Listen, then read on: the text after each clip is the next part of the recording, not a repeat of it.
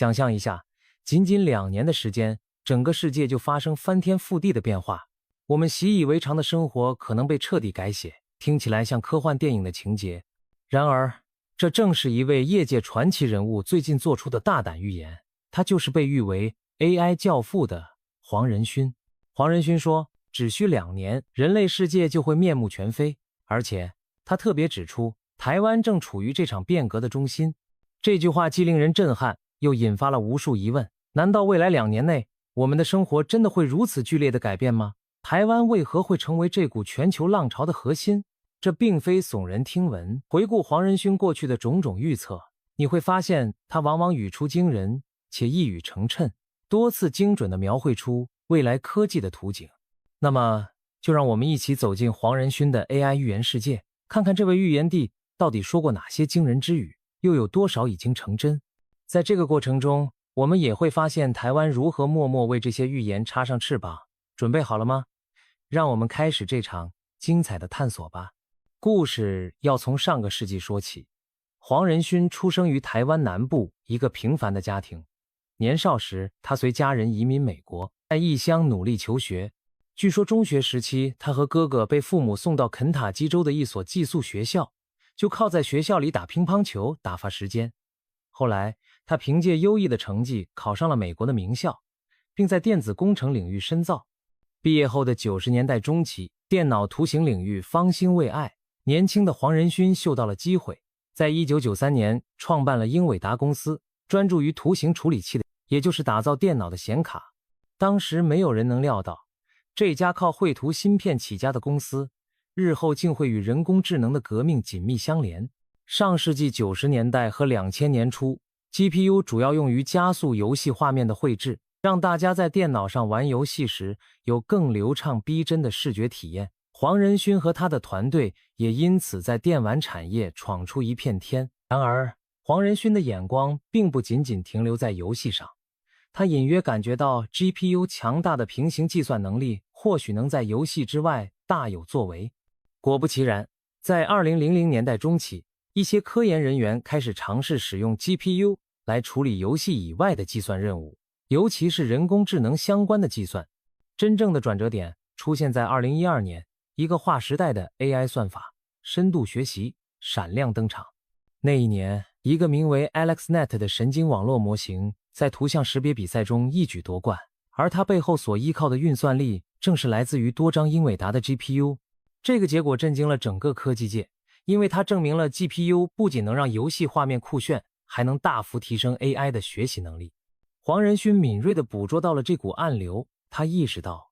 人工智能或许正站在一个爆发式成长的起点，而 GPU 将会是点燃这场革命的火花。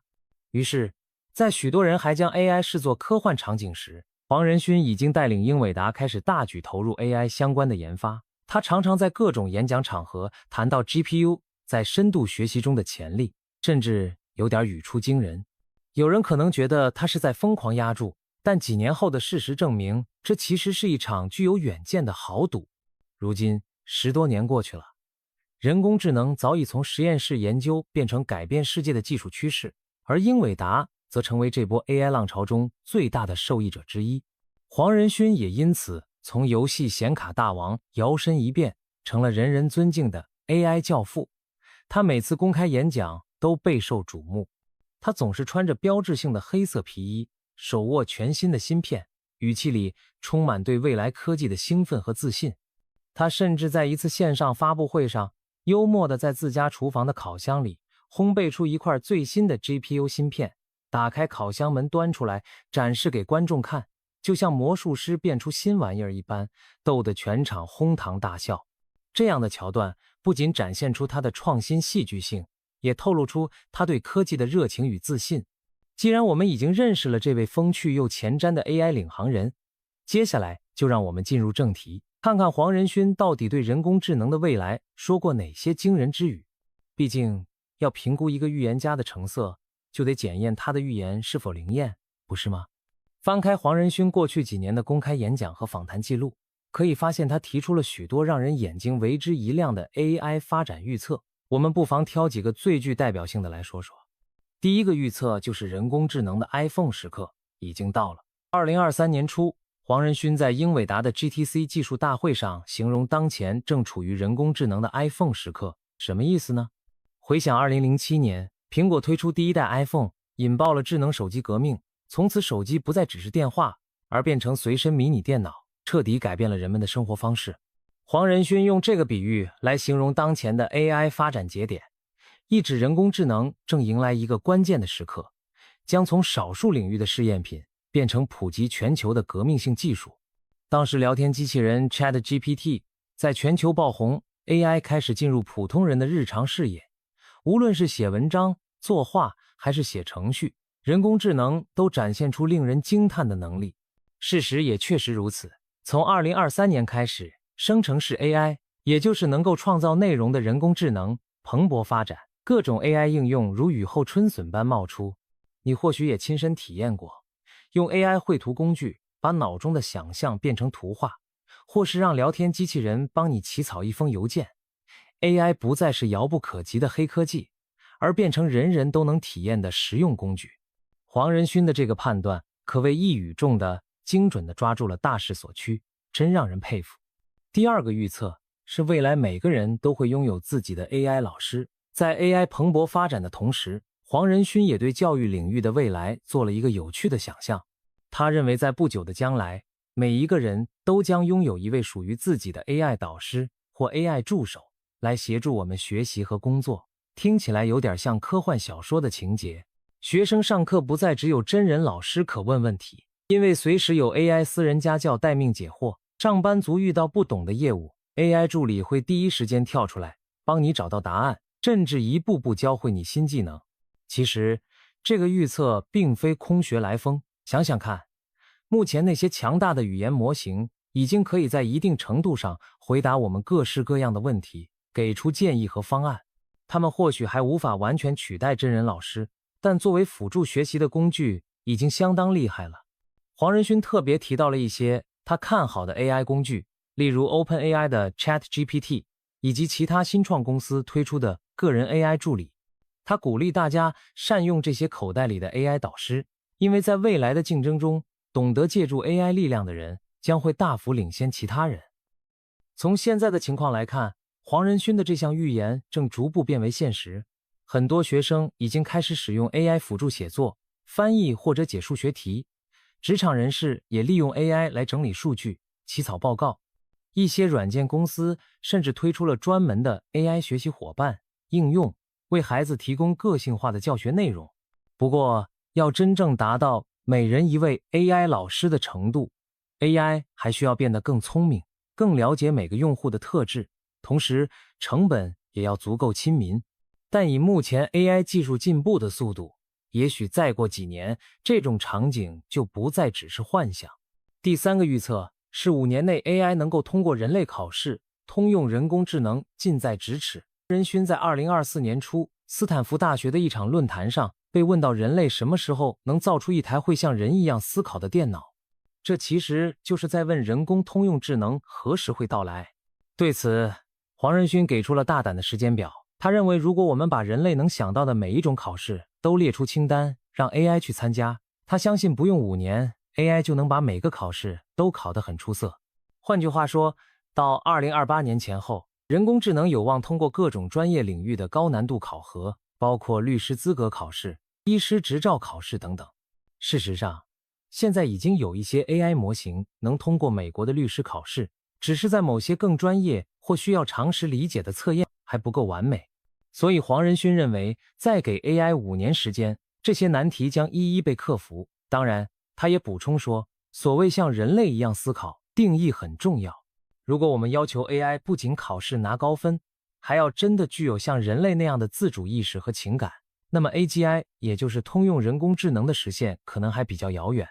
毕竟连科学家们都尚未搞清楚人类意识究竟如何产生呢。不过从实用角度看，在有限范围内让 AI 达到人类水准几乎是大势所趋。对于这个5年内 AI 智力达标的预测，业界也有不同看法。有些专家觉得5年太乐观， AI 要在所有考试中胜出仍面临不少挑战。也有人认为也许用不了5年， AI 更早就能在大多数测试中超越人类平均水平。无论如何，黄仁勋给出了明确的时间框架，显示出他对 AI 进步速度的信心。5年后，我们回头再看，能验证老黄这回的预言是否灵验。第4个预测是，下一波 AI 浪潮将让 AI 走进现实世界。如果说前几个预测更多聚焦在 AI 软件和智力上的进展，那黄仁勋对未来 AI 的另一个重大判断则关乎 AI 的形态本身。他提出 AI 的下一个前沿是所谓的具身 AI， 也就是让人工智能从屏幕和云端中走出来，融入现实生活的场景和装置中，特别是赋予 AI 一个能够行动的身体。黄仁勋形象地说过，从汽车、卡车到工厂里的机械手臂，仓库里的搬运机器人，未来凡是会移动的东西都将变成机器人，由 AI 来赋能。这听起来仿佛科幻电影变形金刚的世界，满街跑的车都是自动驾驶，工厂里没有工人，只有智能机器人，甚至我们家里的扫地机、送货员都变成了 AI 自动化装置。黄仁勋认为，这一波将 AI 与机器装置结合的物理 AI 革命，孕育着价值数万亿美元的巨大机会，将深刻改变未来的产业版图。他特别指出，自动驾驶汽车市场可能会是第一个达到数万亿美元规模的机器人产业。想想看，全球道路上有超过10亿辆汽车，每年行驶里程总和超过1万亿英里。如果未来其中许多车辆实现高度自动驾驶，这将孕生多么庞大的经济价值。除了汽车，制造业和物流业也是重头戏。工厂生产线上 AI 驱动的机械手臂可以24小时不眠不休的精准工作。大型仓库中，自主移动的机器人可以高效率的分类搬运商品，快速完成传统上耗费大量人力的仓储作业。甚至在医疗领域， AI 结合机器人技术可以打造手术机器人、看护机器人，协助医生完成高难度的手术或替代护士执行基础护理任务。可以说，让 AI 动起来将引发我们周遭各种装置的大变革。黄仁勋这个具身 AI 的远景也得到了业界其他大佬的呼应。特斯拉创办人马斯克就曾表示，未来人形机器人的数量将远超汽车，足见他对机器人浪潮的重视。连开发出 ChatGPT 的 OpenAI 公司私下也投资了专注智慧机器人研发的新创企业。所有这些迹象都说明，黄仁勋预测的方向很可能就是下一个兵家必争之地。当然，我们也要看到 AI 走进物理世界仍面临许多挑战，比起在电脑里下棋、写文章，让机器人在真实环境中自主行动要困难得多。现实世界充满各种不可预期的情况，机器人需要感知环境，及时反应，还得保障安全，不伤及人类或自身，这些都需要更先进的技术突破。但至少从趋势上，黄仁勋压住具身 AI 是有道理的，因为它确实可能是 AI 下一个爆发点所在。第5个预测是 AI 创作游戏不再是梦。还记得多年前我们玩电动游戏时，常常幻想游戏里的世界，要是能随我们的想象变化就好了。如今这个天真的想法也许正在变为现实。黄仁勋曾预言，大概在5到10年内，我们将能看到完全由人工智能生成的游戏。也就是说，将来有那么一天，游戏中的场景、美术、角色对话，甚至游戏规则，都可能由 AI 及时创造，而不需要美工和程序设计师去一点点设计每个细节。这个想法听上去非常大胆，但其实已经有了一些苗头。2024年，谷歌和特拉维夫大学的研究人员发表了一篇论文，展示了历史上第一个完全由神经网络模型支撑的游戏引擎，能够及时生成90年代风格的第一人称射击游戏内容。他们用 AI 模型成功拼出了经典射击游戏《毁灭战士》的一个简单关卡。虽然 AI 生成的游戏画面目前还比较粗糙，但这项研究进一步证明了未来 AI 生成游戏的前景。正如黄仁勋所说，也许再过5到10年，我们就能看到完全由 AI 生成的游戏。如果这个预测成真，游戏产业将出现颠覆性的变化。试想，未来的游戏可能不再只有固定的剧本关卡，你每次进入游戏， AI 导演会根据你的喜好即兴编剧，每个玩家体验到的世界都独一无二。游戏开发者的角色也会转变，从亲力亲为制作内容变成训练 AI 如何创作内容。到那时，一个小型团队甚至单枪匹马，就可能在 AI 的帮助下创造出庞大而复杂的游戏世界，这在过去是难以想象的。当然，眼下 AI 距离完全掌控游戏创作还有一段距离。目前最强的 AI 在文字和图像上已经很厉害，但要让他们理解游戏规则和互动性这种更复杂的结构，还需要时间。或许5年有点赶，但10年左右看到 AI 深度参与制作的游戏问世是非常有可能的。一些乐观的从业者认为，随着 AI 模型的不断进化，也许用不了多久，我们就能玩到第一款主要由 AI 生成内容的热门游戏。到那时，黄仁勋 AI 造游戏的预言将被历史验证，而玩家们也将迎来前所未有的新奇体验。回顾以上这些黄仁勋的预测，几乎涵盖了人工智能可能影响的方方面面。日常生活中有 AI 导师辅助学习，工作模式上有智能机器通过考试取得资格，产业革新上有自动驾驶汽车和各类机器人，娱乐创作领域有 AI 自动生成游戏，这些都在他的预言范围之内。有些预测已经在兑现的路上，有些则是充满远见的蓝图。整体而言，可以说黄仁勋的料事能力相当惊人。他成功预见了深度学习的浪潮，也抓住了生成式 AI 爆发的契机。对未来，他的每一次预测未必100%精准，但至少为我们描绘出一幅充满可能性的未来图景，让人对 AI 的前景既感兴奋又充满想象。如今，每当黄仁勋发表演讲，整个科技界都竖起耳朵，因为他的预测往往蕴含着下一步的趋势密码。聊完了过去的预测，我们再来看看黄仁勋近期对人工智能未来走向的一些最新看法。作为业界领袖，他不仅预测趋势，也经常对当下 AI 发展面临的问题和未来机遇发表见解。首先，一个关键主题是计算资源。随着 AI 模型越来越强大，训练和运行这些模型所需要的计算力也呈指数级增长。有些人担心未来要实现更强的 AI 成本会不会高得难以承受，毕竟训练一个像 ChatGPT 这样的大模型，往往要用成千上万颗高阶 GPU， 既耗电又烧钱。对此，黄仁勋给大家吃了一颗定心丸。他指出，计算机硬件技术在不断进步，效率也会越来越高，未来 AI 的开发成本将大幅下降，不至于像某些传言说的需要天文数字的投入。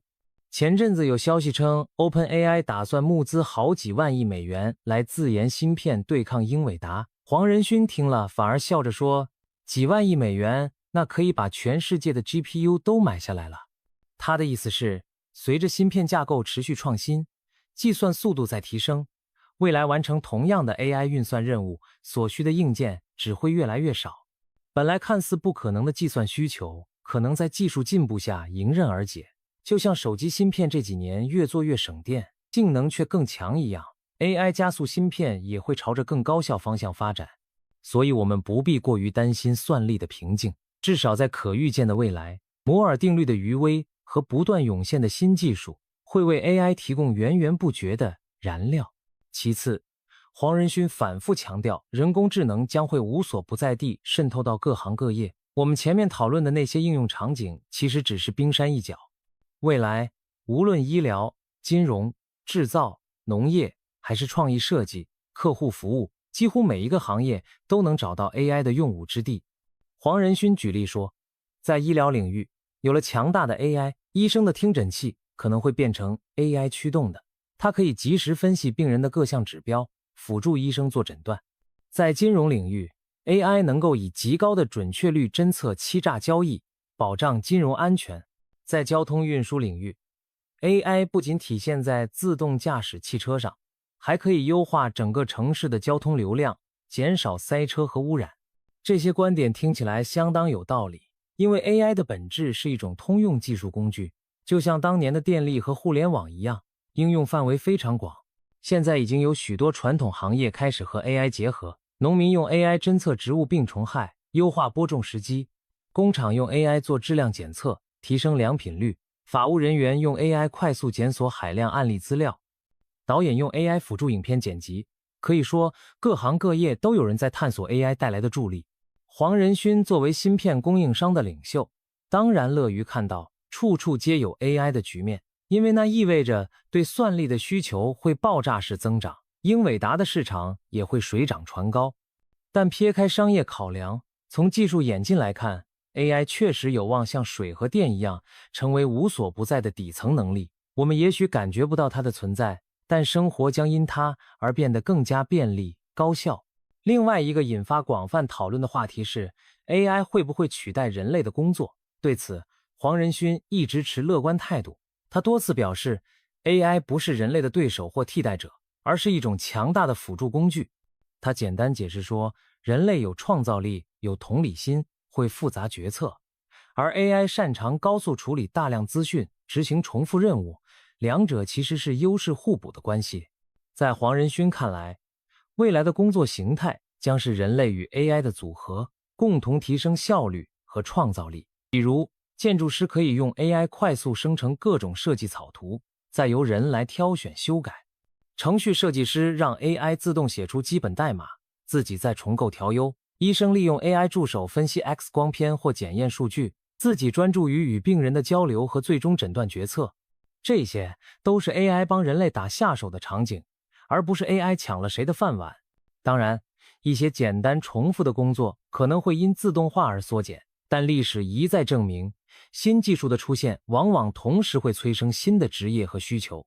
黄仁勋建议年轻人应该积极学习掌握 AI 工具，将其视为自己的超能力，而不是抗拒排斥，因为在未来职场上，善用 AI 的人将更有竞争优势。这样的观点是否合理呢？至少目前看来， AI 确实在许多领域扮演辅助角色，提升人类的工作效率。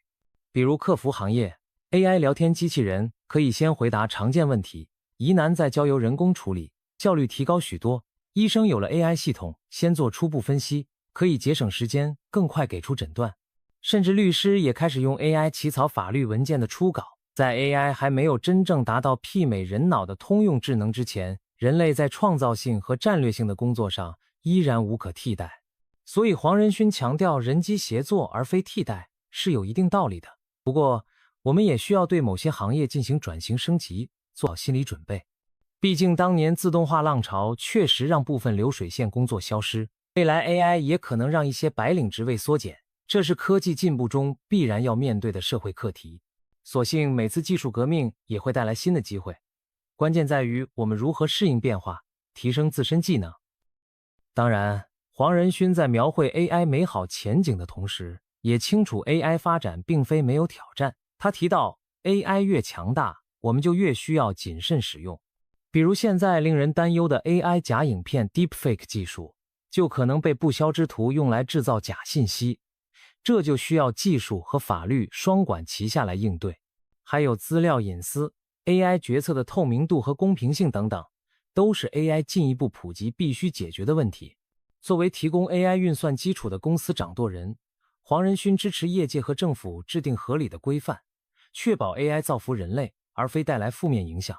总的来说，黄仁勋对 AI 的未来是充满信心且乐观的。在他的展望中，未来10年左右，我们将看到人工智能深入融入社会各个角落，提升效率，拓展可能性。同时，人类也会在这个过程中不断适应，与 AI 相互协作，创造前所未有的新成果。他描绘的这幅图景令人振奋，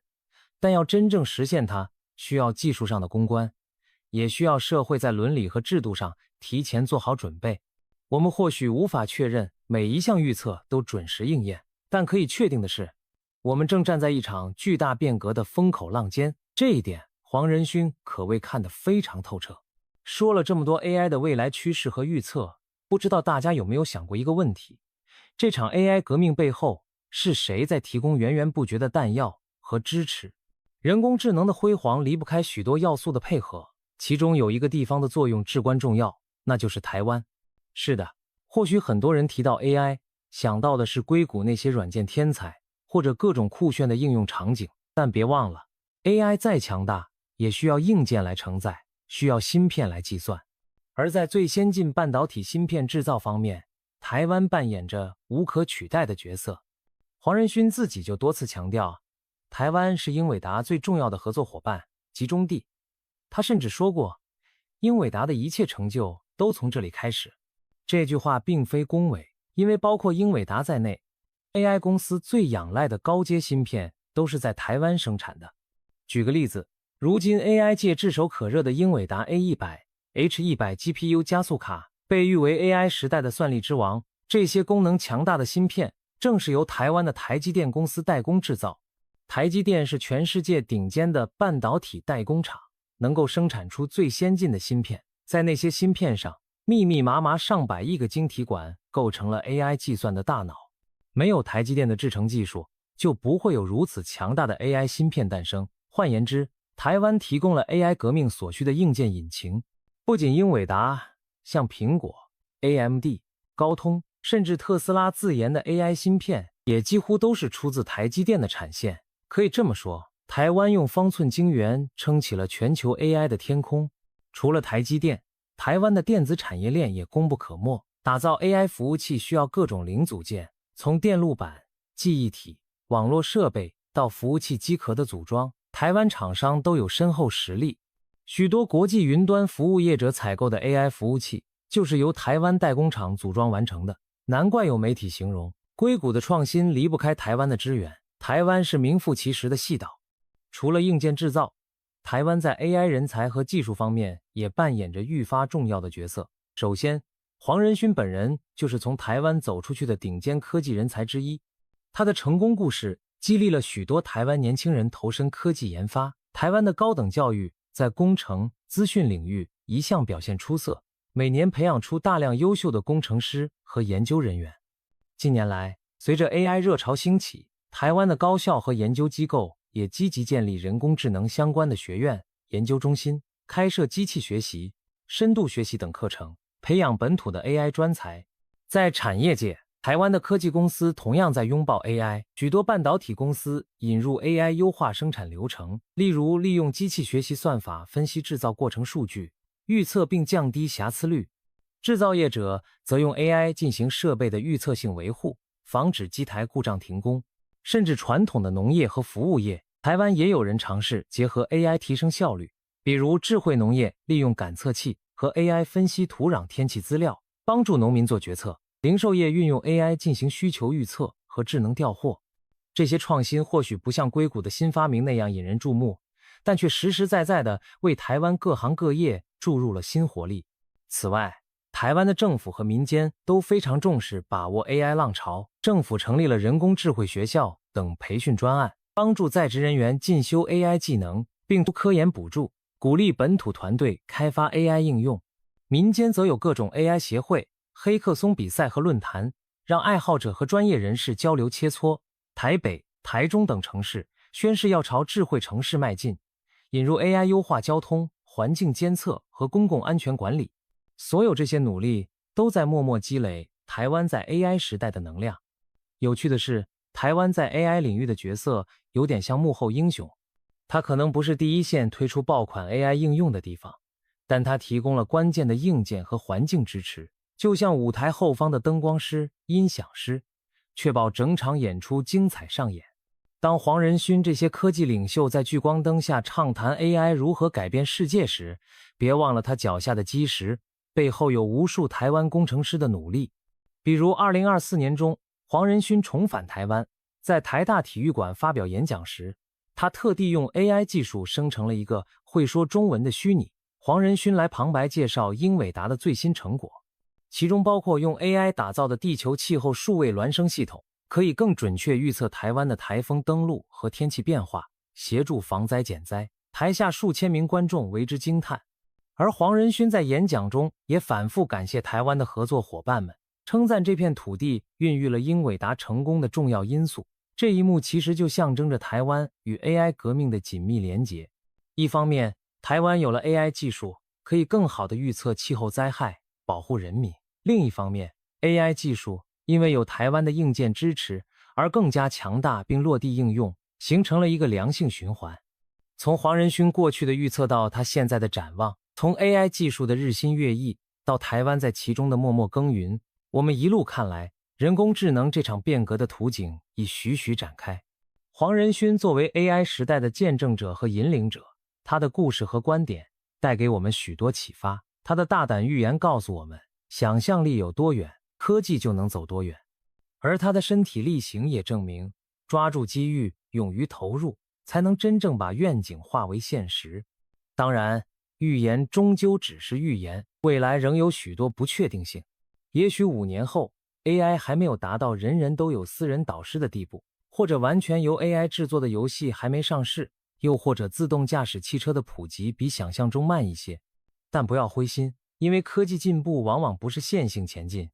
而是在曲折中不断加速。重要的是，黄仁勋所指引的那些方向，更聪明的 AI， 更广泛的应用，更紧密的人机合作，都在逐步变为现实。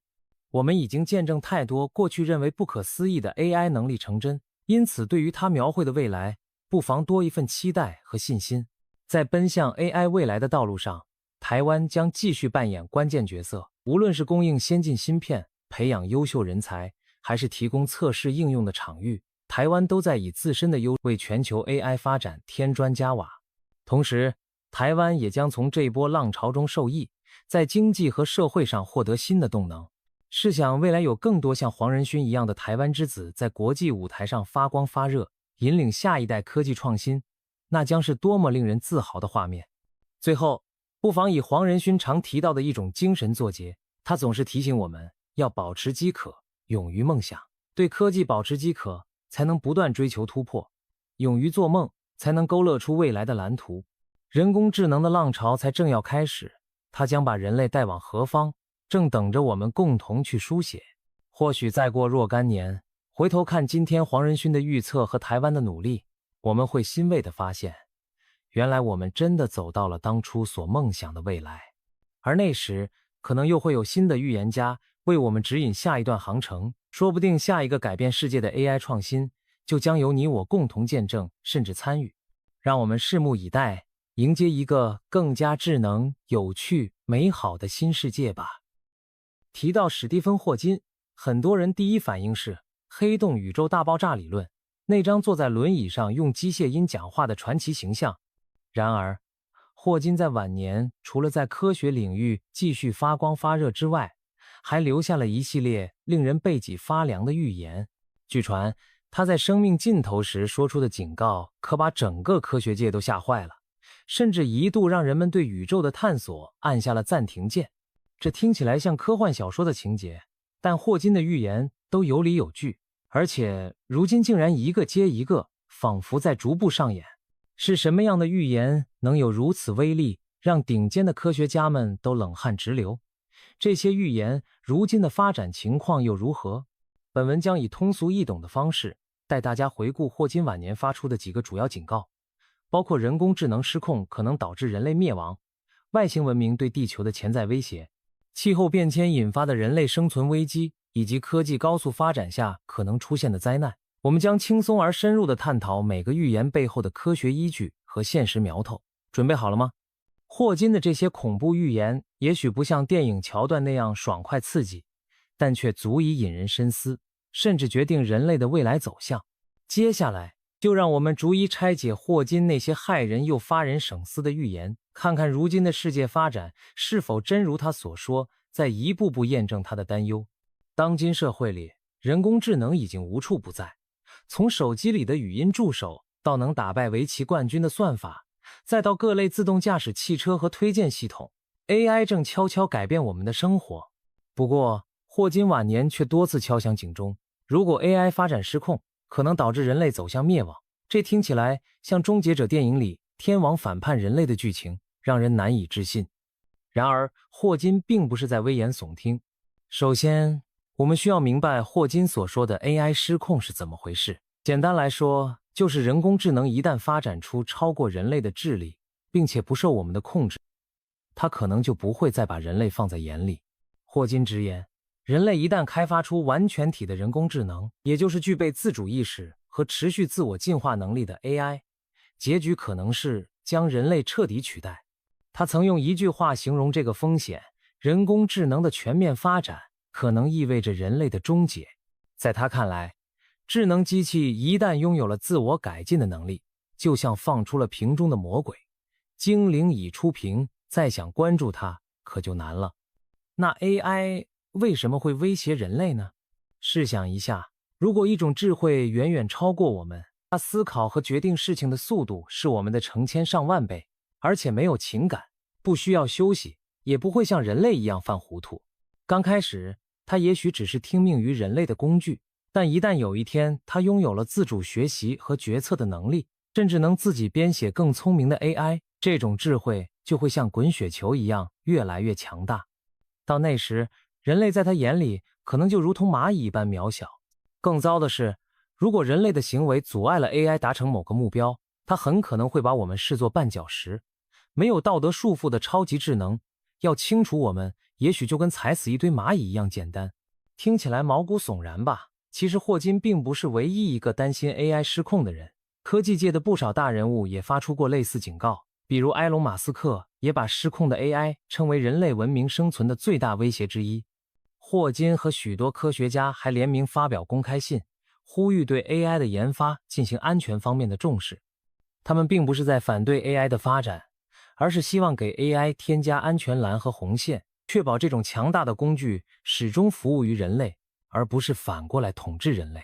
现在我们再回头看看现实世界 AI 的发展，是不是有朝着霍金担心的方向预演呢？近些年来，人工智能的确取得了飞速的进步，电脑可以听懂人类的语言，看懂图片、视频里的内容， AI 写的文章你可能都分辨不出来。连复杂的医学诊断都开始依赖 AI 协助完成。有人打趣说，现在连下棋和打游戏人类都下不过机器，我们是否已经在某些领域被取代了？虽然这些 AI 目前还远称不上有自主意识，但霍金担心的苗头已经出现， AI 在变得越来越聪明，越来越多领域开始超过人类，这正是他所说的加速自我进化的前奏。当然，现在的人工智能还谈不上要毁灭人类，我们日常接触的 AI 大多比较笨，只能做好特定的事情，比如扫地机器人只会扫地，不会思考别的，更不会突然决定来攻击你。但霍金让我们把眼光放长远一些，也许再过几十年， AI 的智力达到甚至超越人脑，只是时间问题。一旦那一步到来，我们能否确保它仍然友好听话？举个极端的例子，如果你让一个超级 AI 管理全球气候，它发现最简单降低温度的方法是减少地表的生物代谢活动，换言之就是消灭人类和动物，那就糟糕了。听起来荒唐，可这正是霍金担心的核心。 AI 缺乏人类的情感和价值观，如果目标设定不当，后果不堪设想。有趣的是，霍金本人也依赖科技生存，他的轮椅和语音合成功能某种程度上就是人工智能的产物，但正因为如此，他更加清楚技术的双刃剑属性。他并不是憎恨 AI， 而是害怕失控的 AI， 就像给汽车装上刹车和安全带一样。他呼吁在 AI 飞速前进的列车上也安装可靠的刹车系统和伦理指南。我们很多人或许对着手机里的语音助手说过玩笑话，比如嘿 Siri， 你会不会接管世界呀？他也许回答，我只忠于您。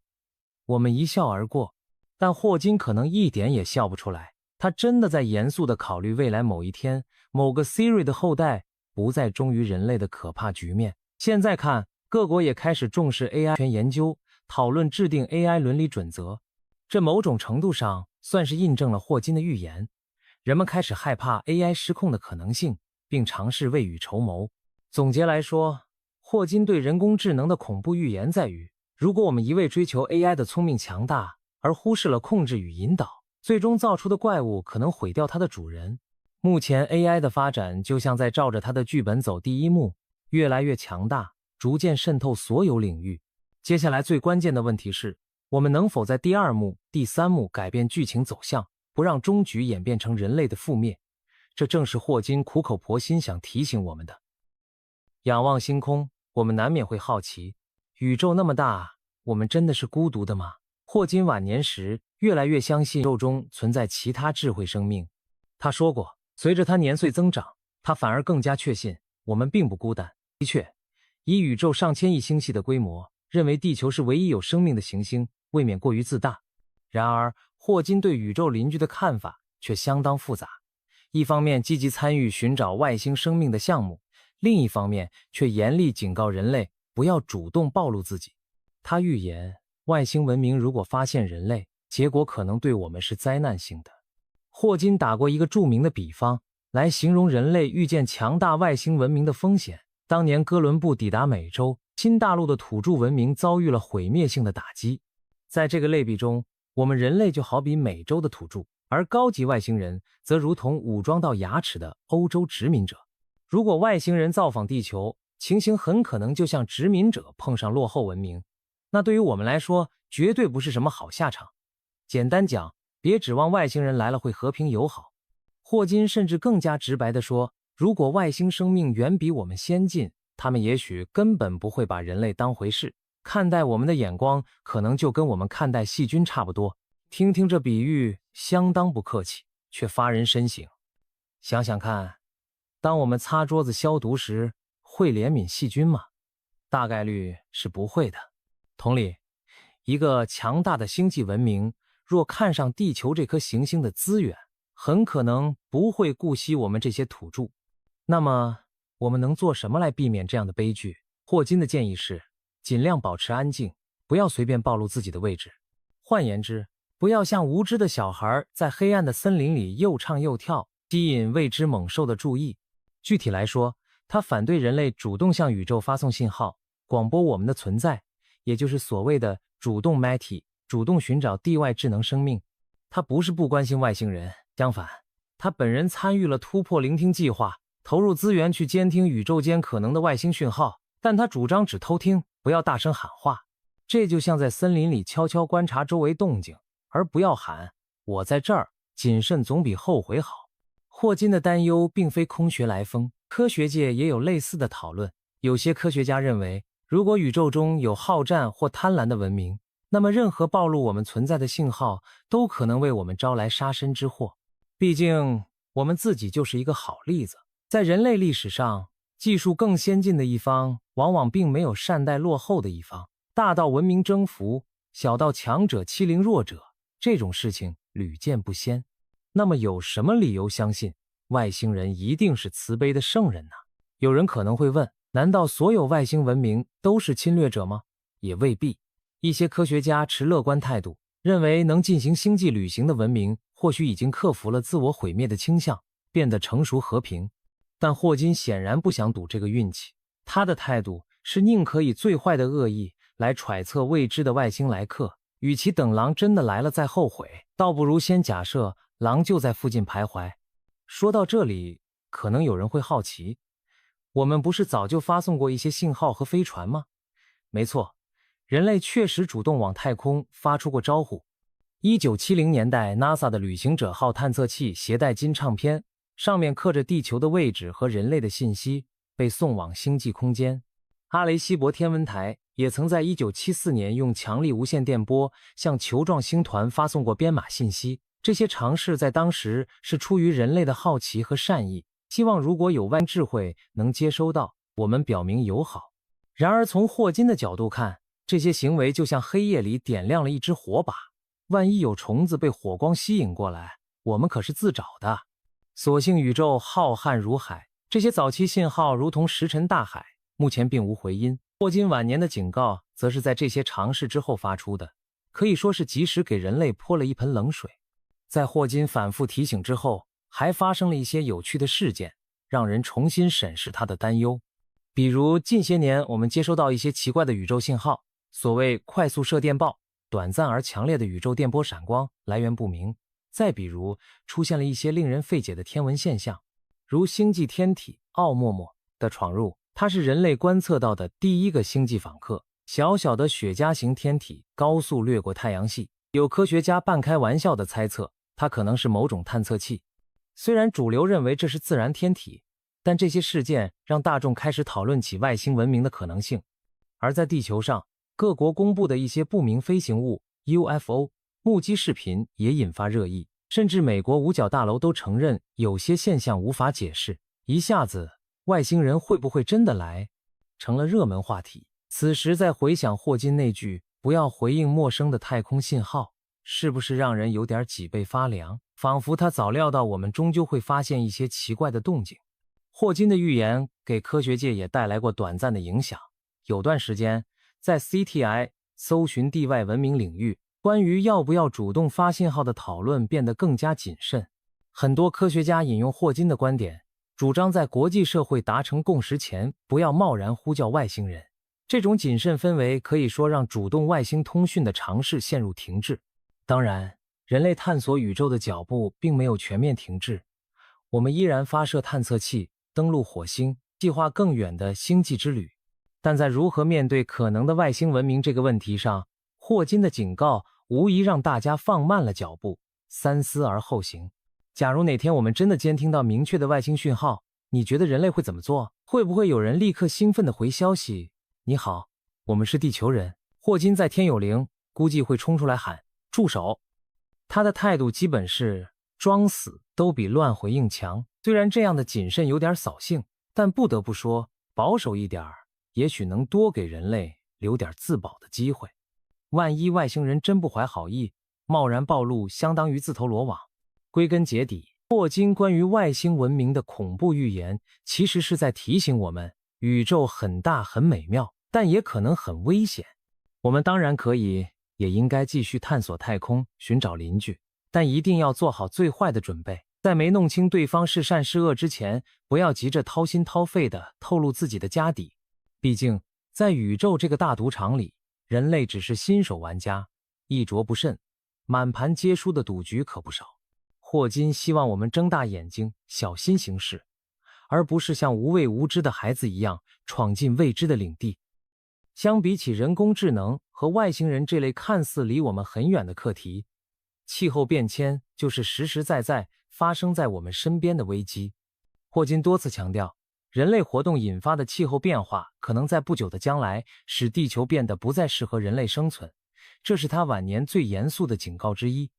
他甚至预测，如果继续任由气候恶化，地球未来可能像另一个金星，也就是一个高温炙烤、硫酸雨横飞的地狱星球。听起来夸张吗？让我们来解读一下。霍金所说的气候变迁主要是指全球变暖。工业革命以来，人类燃烧的煤、石油、天然气等化石燃料向大气中排放了巨量的二氧化碳等温室气体。这些气体就像给地球盖上了一层厚厚的棉被，阳光照进来产生的热量被这层被子锁住，散不出去，结果地球就一天天发烧。最明显的表现就是全球平均气温不断上升。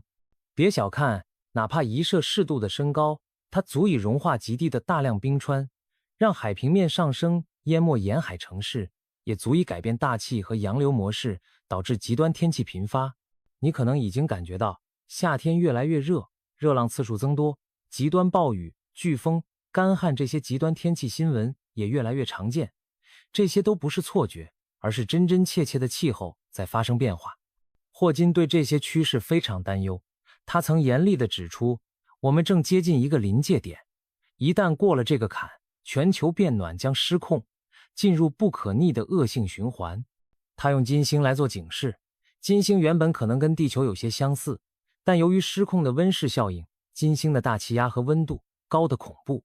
地表温度高达250°C，天空下着硫酸雨。霍金警告，如果人类继续我行我素的大量排放温室气体，不顾气候变化，那么地球有朝一日可能会追随金星的脚步，变成一个炽热的姐妹星球。到那时，海洋将被煮沸蒸发，陆地变成干燥的荒原，人类当然无法存活。也许有人会觉得地球离太阳更远，不至于那么夸张吧。的确，多数科学家认为地球即使变暖，也不太可能达到金星那种极端程度。但霍金用这种极端案例来强调问题的严重性，哪怕达不到硫酸雨满天飞那么惨，地球变暖失控也足以让人类文明崩溃。试想，如果平均气温升高4到6°C，南北极冰盖大部分融化，海平面会上升几十米，世界上那些沿海的繁华都市将遭淹没，许多肥沃的农田会变成盐碱地或荒漠，极端高温可能使室外劳作变得致命，大量人口将因生存环境恶化而流离失所，引发连锁的冲突和灾难。这些场景并非危言耸听，而是气候科学界一直在研究的高碳排放情景下的结果。霍金只是用更通俗而震撼言把后果描述出来。事实上，霍金对于气候问题的关注不仅停留在科学预测上，他还对政策决策大声疾呼。当某些政客拒绝承认气候变化或者退出国际环保协议时，霍金公开表示遗憾和批评。他强调这不是一两个国家的事情，而是全人类共乘一条船。地球发烧了，没人能独善其身。他甚至悲观地说过，如果听任一些短视行为把地球推到不可逆转的临界点，那将是把地球推下悬崖。这个悬崖指的就是气候永久性巨变，一旦掉下去，想爬回来几乎不可能。看看如今的现实，霍金关于气候的预言是不是也在逐步上演呢？过去的10几年间，我们不断刷新着有记录以来最热年份的记录。北极海冰覆盖面积一再跌破历史新低，一些岛国已经在考虑搬迁全国人民，因为海水正在吞噬他们的土地。森林大火、超级飓风、极端干旱，这些灾害频率都在上升。可以说，气候变化不再是未来才发生的事，而是正在发生的事实。霍金生前或许已经看到了这一趋势，所以他的语气中充满了紧迫感。他的预言不是要吓唬我们地球要变成金星，而是想让大家明白，留给我们纠正错误的时间真的不多了。霍金在气候问题上还有一层深意的提醒，他认为我们或许最终不得不寻找其他星球定居，将地球休养生息，或者干脆放弃。如果气候危机无法避免，地球环境彻底崩坏，人类唯一的出路可能就像科幻电影那样，移民外星。事实上，他晚年支持了很多关于太空移民的讨论和项目，提出人类应该在未来100年内重返月球，建立火星基地，争取在几十年内具备把人类送往其他恒星的技术。为什么这么急？就是因为他感觉地球这艘船可能快撑不住了。除了气候变化、核战争等别的风险，也在逼迫我们准备逃生舱。在霍金看来，人类迟早要走出摇篮，否则就会在摇篮里灭亡。不过，我们当然更希望地球永远是宜居家园。为此，世界各国也在努力，比如推动清洁能源、签订巴黎协定来减排行动。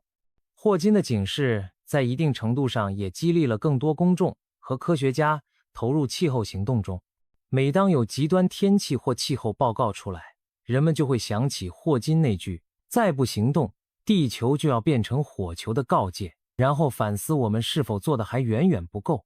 有时候我们调侃天气热得像蒸笼，但谁也不希望真把地球蒸熟了。霍金给我们描绘的那个可怕未来250摄氏度高温炙烤的大地，或许有些戏剧性的成分，可他是迫不得已用最极端的例子敲响警钟。如今的地球发出的警报已经足够多，我们每天新闻里看到的气候异常，就是在提醒我们预言正在兑现中。如果我们无动于衷，那么霍金所谓地球变炼狱的末日场景，也许真的会一步步成真。霍金的恐怖预言清单中，除了 AI、外星人和气候，他还反复提到一个总体性的隐忧：我们引以为傲的科技文明本身，可能孕育着毁灭我们的种子。这里头既包括我们已经熟知的核武器威胁，也包括一些新兴科技的潜在灾难。他几乎是在说，小心，你手里的工具可能变成伤人的刀。这一部分，我们就来看看霍金提醒过的几种人类自掘坟墓的可能方式。自从人类学会了劈裂原子核，制造出核弹那一刻起，我们就第一次握有了瞬间毁灭文明的能力。霍金出生于2战末期，亲眼见证了核武时代的开始，他对核战争的担忧贯穿一生。他曾说，人类自己酿成大灾难，在未来1000年内几乎是近乎确定的，而其中核战争是最可能的毁灭形式之一。冷战时期，美苏两国囤积了成千上万枚核弹头，足以把地球炸个几十遍。即使冷战结束，这些核武器并没有凭空消失。如今仍有9个国家掌握核武，其中一些地区局势紧张，核冲突的可能性阴魂不散。霍金反复警告我们，不要忘记头顶这把达摩克利斯之剑，它高悬不落的时候，我们感觉不到恐惧，但一旦滑落，后悔就来不及。一次全面核战争将是空前的浩劫，除了爆炸和辐射直接杀死的人，无数幸存者将在接下来的核冬天中缓慢折磨致死。所谓核冬天，是指核弹爆炸引起的大火，把城市和森林烧成灰烬，烟尘进入平流层，遮天蔽日，阳光被挡住，全球气温骤降，仿佛进入黑暗寒冬，庄稼颗粒无收，生态系统崩溃。这样的场景和末日电影别无二致，但却是有科学依据的推演。霍金要我们认清，核武器是人类自己造出的恶魔，一直虎视眈眈地等在人类文明的暗处。更令人不安的是，核战的爆发可能源于人性的弱点：愤怒、恐惧、误判或极端意识形态。一场局部冲突或一次雷达误报都可能点燃核导弹的发射。历史上曾多次发生过差点误发核弹的惊险事件，仅靠个别人冷静才避免了灾难。霍金深知人性的脆弱，所以才会悲观地认为，长远看我们几乎躲不过这么一劫。除非人类销毁所有核武器，否则这种按下按钮就 game over 的阴影会永远存在。对个人来说，也许核战离我们的日常很远，但对整个人类，这是实实在在的达摩克利斯之剑，时时提醒着我们别让怒火烧掉了整座房子。除了大炸弹式的毁灭，霍金也提醒了一种隐形杀手，致命的瘟疫，尤其是人工制造或改造的病毒。自然界的瘟疫我们已经见识不少，如中世纪的黑死病、近代的流感大流行，还有最近全球肆虐的新冠病毒。这些流行病夺去了无数人的生命，也让社会经济停摆，人心惶惶。可是自然疾病往往有一定限度，而如果人类利用生物技术，人为制造一种超级病原体，后果可能更加不堪设想。霍金在晚年点名提到基因工程病毒这一威胁，他担心未来某些科学家或恐怖分子可能玩火自焚，制造出传染性极强、致死率极高的病原体。一旦这种东西泄露或者被故意释放，人类将面临比黑死病严重100倍的噩梦。我们可以脑补一下那种场景，一种病毒潜伏期长且传染力惊人，通过飞沫、空气接触都能传播，感染后几天内发病且致死率高达 50% 以上，没有特效药和疫苗。想想看，不出几个月，这种病毒就能遍布全球，带来无法计数的死亡，社会将陷入全面恐慌，医疗系统崩溃，秩序瓦解。如果病毒足够凶猛，甚至可能让文明停滞倒退，幸存者寥寥，这可不是纯粹的想象。类似的剧情已经在不少惊悚电影和小说里被描述过。而霍金的意思是，这种灾难通过现代生物科技完全有可能人为实现，所以必须引起高度警惕。其实就算不考虑恶意人为制造，现代生物实验室在研究病菌病毒时也存在泄露风险。历史上就有实验室人员感染炭疽、天花等案例。随着合成生物学的发展，科学家现在可以拼装病毒基因，复原一些消失的古老病毒，甚至设计全新品种。这些研究本意也许是为了防范未来疫情，但谁也不能保证绝对安全。霍金要我们注意的正是这一点。当实验室里与病毒为伍时，等于把玩一把上膛的枪，稍有不慎，枪响弹出，误伤的将是全人类。最近这些年，一场全球性的大流行病让所有人都有了切身感受。虽然那次疫情并非人造，却给我们敲响了警钟。原来病毒真的可以在几个月内瘫痪整个世界。疫苗研发出来之前，人类显得如此脆弱无助。如果那病毒的致死率再高一点，后果简直不敢想象。这恰恰印证了霍金的预言，瘟疫式的灾难并不遥远，稍不注意就可能降临。而未来合成生物技术越发达，控制生物风险就越成为关系全球安危的大事。科技带来的灾难有时不一定以毁灭全部人类为目标，还有一种更科幻的可能性，科技改变了人类自身，导致我们当前这种普通人被淘汰。霍金在临终前发表的文章里就大胆预测了超级人类的出现。他说，随着基因工程和人类改造技术的突破，一些富有或有权势的人也许会选择改良自己的基因，让孩子拥有更高的智商、更强健的体魄、更长的寿命，甚至拥有我们目前想象不到的能力。一旦开了这个头，人类可能会分化成2种截然不同的物种，一种是经过基因优化升级的超人类，另一种则是我们这样的普通原始人类。听起来像 X 战警或者科幻小说的情节，但实际上基因编辑技术已经实实在在地摆在我们面前。2018年，中国就发生过震惊世界的基因编辑婴儿事件。一名科学家非法地让2名婴儿在胚胎阶段进行了基因改造，企图使他们天然免疫艾滋病。这件事引发轩然大波，全球学术界一致谴责这种不道德的人体试验。但它也证明了一件事，有人类已经在尝试定制婴儿。虽然那次改造未必带来什么超能力，但技术在快速进步，将来基因编辑或增强智力、延缓衰老等并非不可能。霍金对此的担忧是，一旦有人迈出了基因增强这一步，就会有人跟风。尽管社会可能会立法禁止，但正如霍金所说，总会有人不甘于平凡，偷偷提升自我。随着时间推移，改造技术可能变得越来越安全普及，到时候富裕阶层也许纷纷让子女升级，逐渐的超级人类将开始出现，而未经过改造的正常人将面对前所未有的竞争压力，无论是智力、体力还是抗病能力，我们都全面落后，这将带来严重的社会分化和政治问题。想象一下，职场上你永远干不过那些天赋异禀的改造人，资源分配上，超级人类可能占据大部分，甚至军事实力上，超级人类士兵碾压普通士兵，这种鸿沟可能越来越大，直到普通人变得无关紧要，甚至被边缘化。霍金甚至认为，普通人有可能逐渐灭绝或被撤代，就像当年智人取代了尼安德特人一样，一个新物种取代旧物种，或许是残酷但自然的进化逻辑。当然，这个过程并不会在一夜之间发生，也许要几代人甚至上百年的演变，但正因为它缓慢，人们可能开始时不以为意，当发现问题时已积重难返。霍金的这个预言其实比核战或瘟疫更冷酷一些，因为它不是热闹的轰然大祸，而是静悄悄地改变人类的面貌。当年的霍金身有残疾，却成为了智者的代表，他相信人类精神的平等价值。然而超级人类的出现将打破这种平等，演化的接力棒将从自然选择变成人择，谁有技术就可以把自己变得更优胜。到了那个阶段，未改造的人类或许沦为二等公民，甚至像宠物一样被圈养，或者直接被遗弃。这样的远景让人不寒而栗，却又绝根据。正因为如此，霍金才会在遗作中郑重提出警告，希望社会提前思考如何应对基因革命的伦理和后果，避免走上一条不归路。除了上述人为的灾难，霍金也思考过一些更极端的情况，那就是科学探索本身可能触发的意外。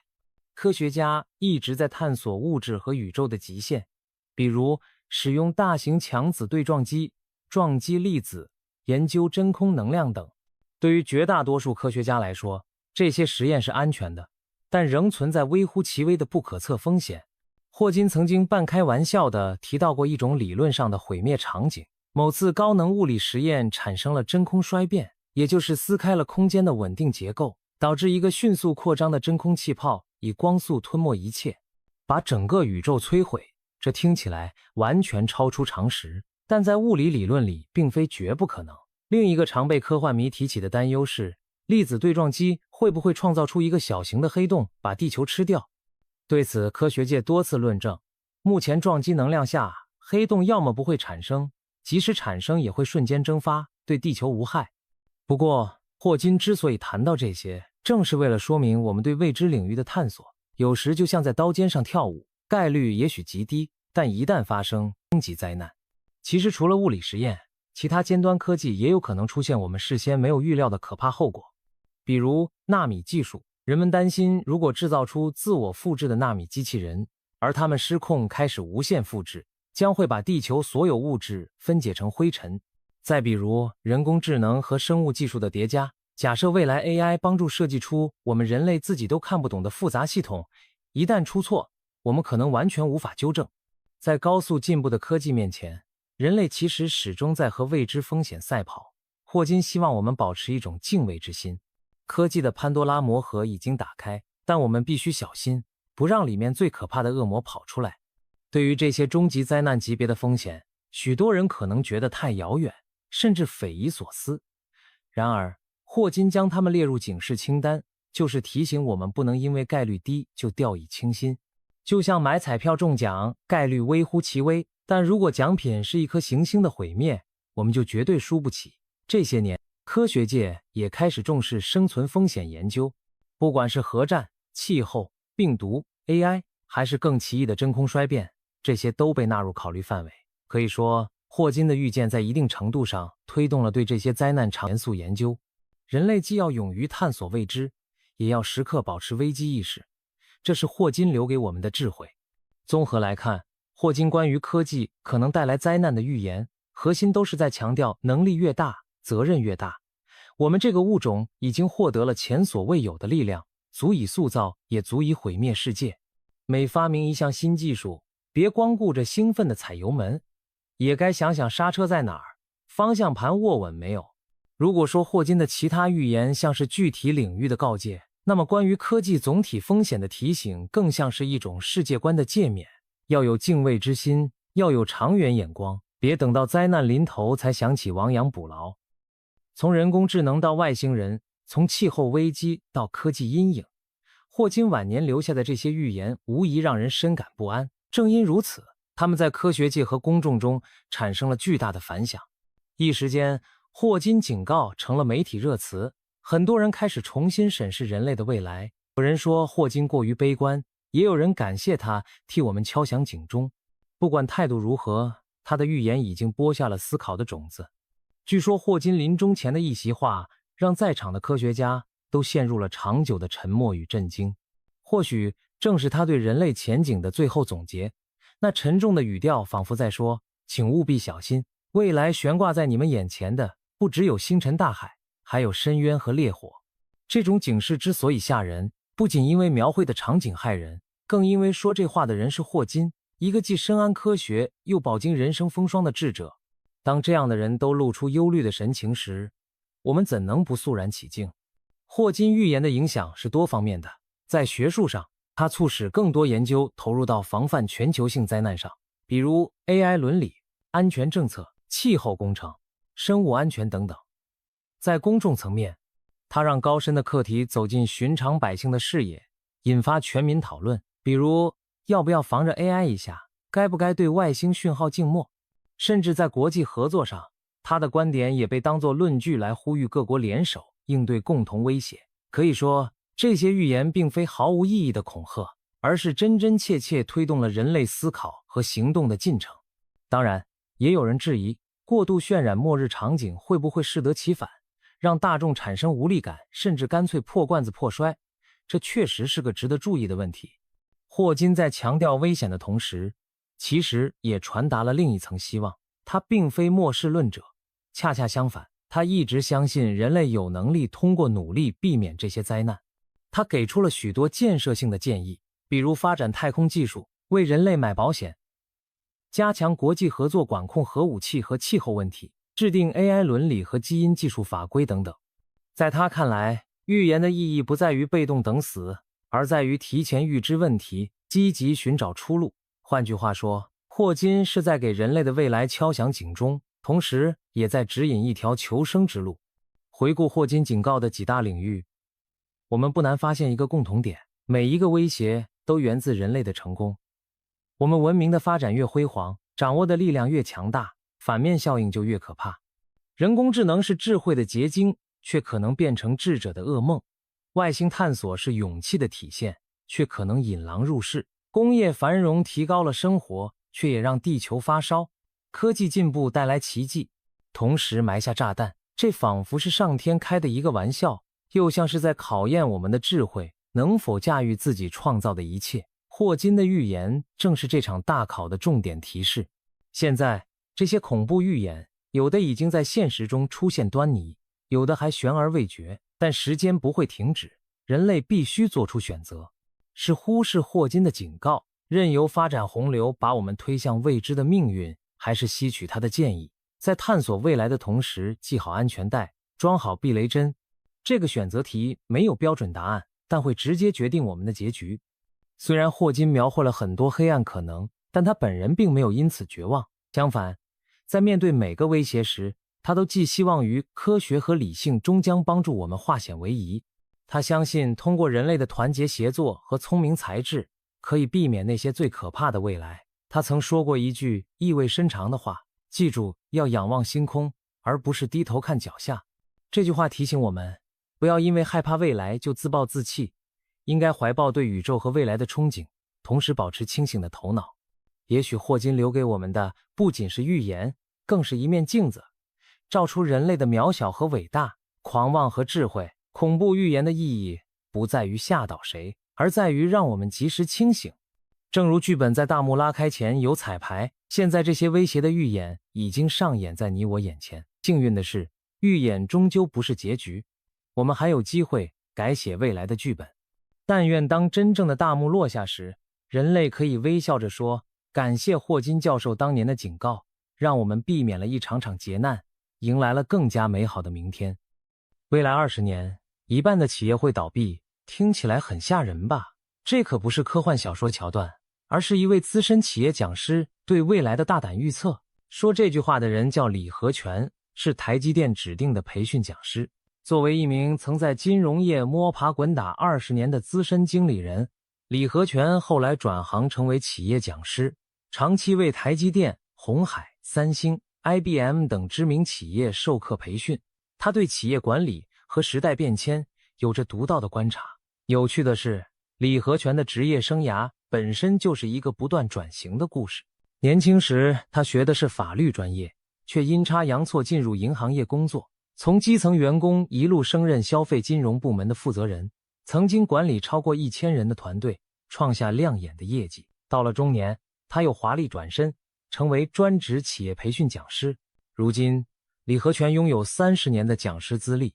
曾为台积电、鸿海、三星、IBM 等众多国际级企业及政府单位授课辅导，还著有畅销书，专门研究如何管理新生代员工。他被台积电这样的一流科技公司聘为指定讲师，也说明了他对科技与人才趋势的深刻洞察。正因为亲眼目睹了无数企业兴衰的案例，李和全对未来充满了危机意识。他抛出了未来20年一半企业会倒掉这样的论断，绝非哗众取宠，而是希望提醒所有人，剧烈的变化即将到来，谁都无法置身事外。李和全的预言背后，其实反映了他对未来趋势的判断。简而言之，未来20年里，科技、经济、社会将发生翻天覆地的变化，多重冲击将淘汰那些跟不上的企业。首先，技术创新日新月异，新技术不断颠覆旧模式。其次，数字化转型将成为企业生死存亡的关键，不拥抱数字时代的企业会被边缘化。再次，员工世代交替，新生代的价值观与工作方式颠覆传统，人才争夺战愈演愈烈。最后，全球对于永续发展的要求，如碳中和，也在重塑商业环境。这些因素叠加在一起，就像几股巨浪同时袭来，不适应浪潮的企业终将被浪花吞没。事实上，企业平均寿命缩短已是大势所趋。有研究指出，每经过10年左右，市场上的公司就会消失一半。今天如日中天的企业，20年后依然存在的可能寥寥无几。这听起来令人沮丧，但也是现实写照。所以李和全并非危言耸听，而是道出了残酷的真相，那就是并非所有今天成功的企业都能活到明天。未来20年，几项关键技术和趋势将深刻改变各行各业。下面我们来看看其中最重要的几股力量。人工智能 AI 将赋予机器学习和决策的能力。如今 AI 已经可以撰写文章、绘画、写代码，甚至通过医生执照考试，让人不禁怀疑，未来10年会不会连医生都被 AI 替代？尽管 AI 要彻底取代医生还有许多难题，比如缺乏人情味和综合判断力，但毫无疑问，它将取代许多重复性的脑力工作，从客服到翻译，从司机到分析师，凡是能够被算法替代的岗位都将面临冲击。对于企业来说，善用 AI 的公司将大幅提升效率，而拒绝 AI 的公司可能被远远甩在后面。自动化将进一步由机器替代人工劳动，工厂里的机器人手臂可以昼夜不停地工作，不需要休息，效率远超人工。有些先进工厂甚至可以关灯生产，因为机器人不需要照明。流水线上的工人数量正在减少，取而代之的是操作和维护机器的技术人员。除了制造业，服务业也在加速自动化，比如无人收银、自助点餐、机器人大厨。这些过去只能在科幻电影中看到的场景，正逐步成为现实。企业引入自动化可以大幅降低成本和减少错误，但如果一家企业迟迟不愿意自动化，它的竞争对手很可能已经用更低的成本抢走了市场。区块链技术带来了商业信任机制的改变。区块链就像一本公开且无法篡改的账本，让陌生人之间也能安全地进行交易。它催生了加密货币、去中心化金融等新兴领域。未来，它可能减少对中介机构的依赖。想象一下，买房子不再需要经过繁琐的第三方公证，而是用智能合约自动完成过户。对于金融、供应链等行业来说，区块链既是机遇，也是挑战。拥抱它的企业可以建立全新的商业模式，而无视它的企业可能发现自己被时代甩在身后。碳中和的趋势源自全球对气候变化的重视，许多国家承诺在未来几十年实现碳中和，这意味着各行业都必须大幅降低碳排放。高耗能、高污染的企业若不转型，将面临法规惩罚，甚至被市场淘汰。相反，提早布局绿色技术的企业将获得先机。比如传统汽车厂商如果不开发电动车，市场份额就会被新能源车企夺走。能源公司不投资清洁能源，未来就可能被新能源企业取代。碳中和不是空洞的口号，而是在重塑游戏规则，迫使企业采用新能源，优化供应链，提高能效。能顺应这股绿色浪潮的企业将在新时期立于不败之地。技术的飞速发展不仅体现在新的产品和生产线上，也改变着企业运营的方方面面。简单来说，数字转型就是用数字技术为传统业务赋能升级。如果说上一代企业靠的是人海战术和经验决策，那么这一代企业比拼的就是数字化能力。例如，以前消费者买东西要去实体店，现在一部手机就能下单。企业如果不搭上电商和移动支付的快车，就会丢掉大量客户。又比如，过去决策主要凭借经验，现在领先的企业都开始利用大数据分析市场趋势，用人工智能辅助高层决策。那些善于运用数字工具的企业，可以更精准地了解客户，优化供应链，提升运营效率。反之，固步自封、坚持老办法的企业，就像在信息高速公路上开慢车，终究会被超越。不过，数字转型并不仅仅是买几台电脑、上几套软件那么简单，真正的核心是人，也就是企业的人才结构和能力必须随之改变。当所有行业都越来越数字化，每个员工都需要具备一定的数字技能。不会使用电脑的人在办公环境几乎无法立足，不懂数据分析的经理也难以做出明智决策。企业在招聘时也越来越看重复合型的人才，不仅要求专业过硬，还要懂科技，善于学习。员工结构的变化也带来了管理理念的转型。现在职场中的新生代大多伴随着互联网和智能手机长大，他们思维活跃，适应新技术的能力很强，同时对工作的态度也与上一辈截然不同。过去的员工可能更看重一份稳定的工作和收入，而年轻一代更追求工作的意义和自我实现。如果一家企业沿用老套的管理方式，比如要求新人绝对服从、拼命加班，而不给他们成长空间和尊重，那么这些年轻人很可能一言不合就离职不干。李和全在与各企业主管交流时，就经常听到这样的抱怨。一位老主管无奈地说，我们花了很大的心思栽培年轻员工，结果他竟然说走就走。老前辈们常常觉得这些年轻人太不讲武德，以为不按常理出牌。为什么会这样？因为新一代员工的心态已经变了，他们不再像父辈那样忍耐熬资历，他们希望工作能带来价值感。如果现实达不到预期，就会果断选择另谋高就。这种观念冲突如果得不到解决，企业就会面临严重的人才流失和代际矛盾。因此，企业必须调整自己的用人之道。李和全建议企业对症求才，也就是重新审视招聘和管理标准，不再拘泥于资历和服从性，而是更关注应聘者和员工的学习能力、适应力，以及他们个人的职业目标。管理者需要和年轻员工进行真诚的沟通，了解他们的想法，给予适当的指导和自由。公司也应提供持续学习和发展的机会，比如内部培训、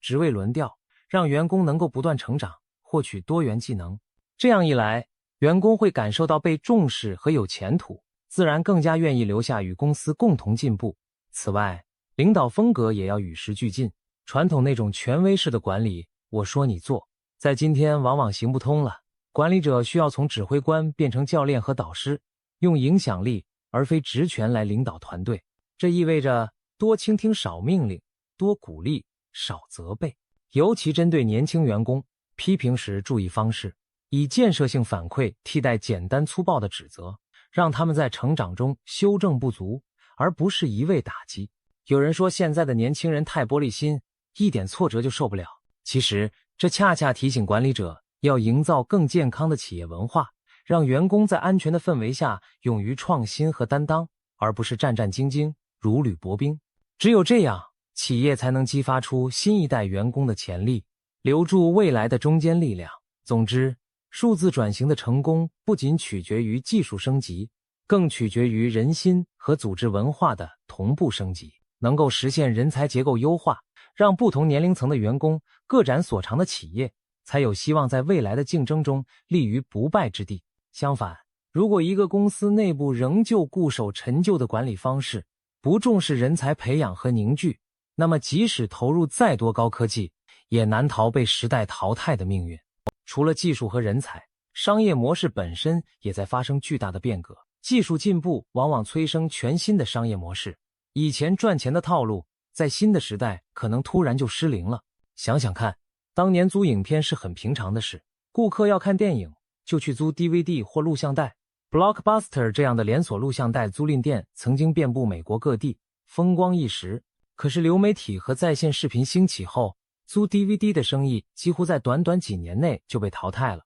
曾经的行业巨头 Blockbuster 最终宣告破产，而抓住流媒体趋势的 Netflix 崛起成为新的娱乐霸主。又比如摄影行业的巨变，柯达公司曾是胶卷时代的王者，每个人拍照都离不开柯达的胶卷。可是数码相机和后来智能手机摄影的出现，迅速颠覆了人们拍照的方式。柯达因为眷恋传统业务，没能及时全面转型，最终在2012年申请破产保护。与此形成对比的是，拥抱数字技术的企业，相机厂商也好，手机厂商也好，迅速占领了市场。如今，人们几乎已经不再使用胶卷相机，柯达的失败成为商学院里经典的反面教材。在中国，传统零售业也经历了类似的冲击。一方面，电子商务的兴起让许多实体零售店客流锐减，一些老牌百货商场如果没有尽早布局线上渠道，就只能眼睁睁看着市场被淘宝、京东这些电商平台抢走。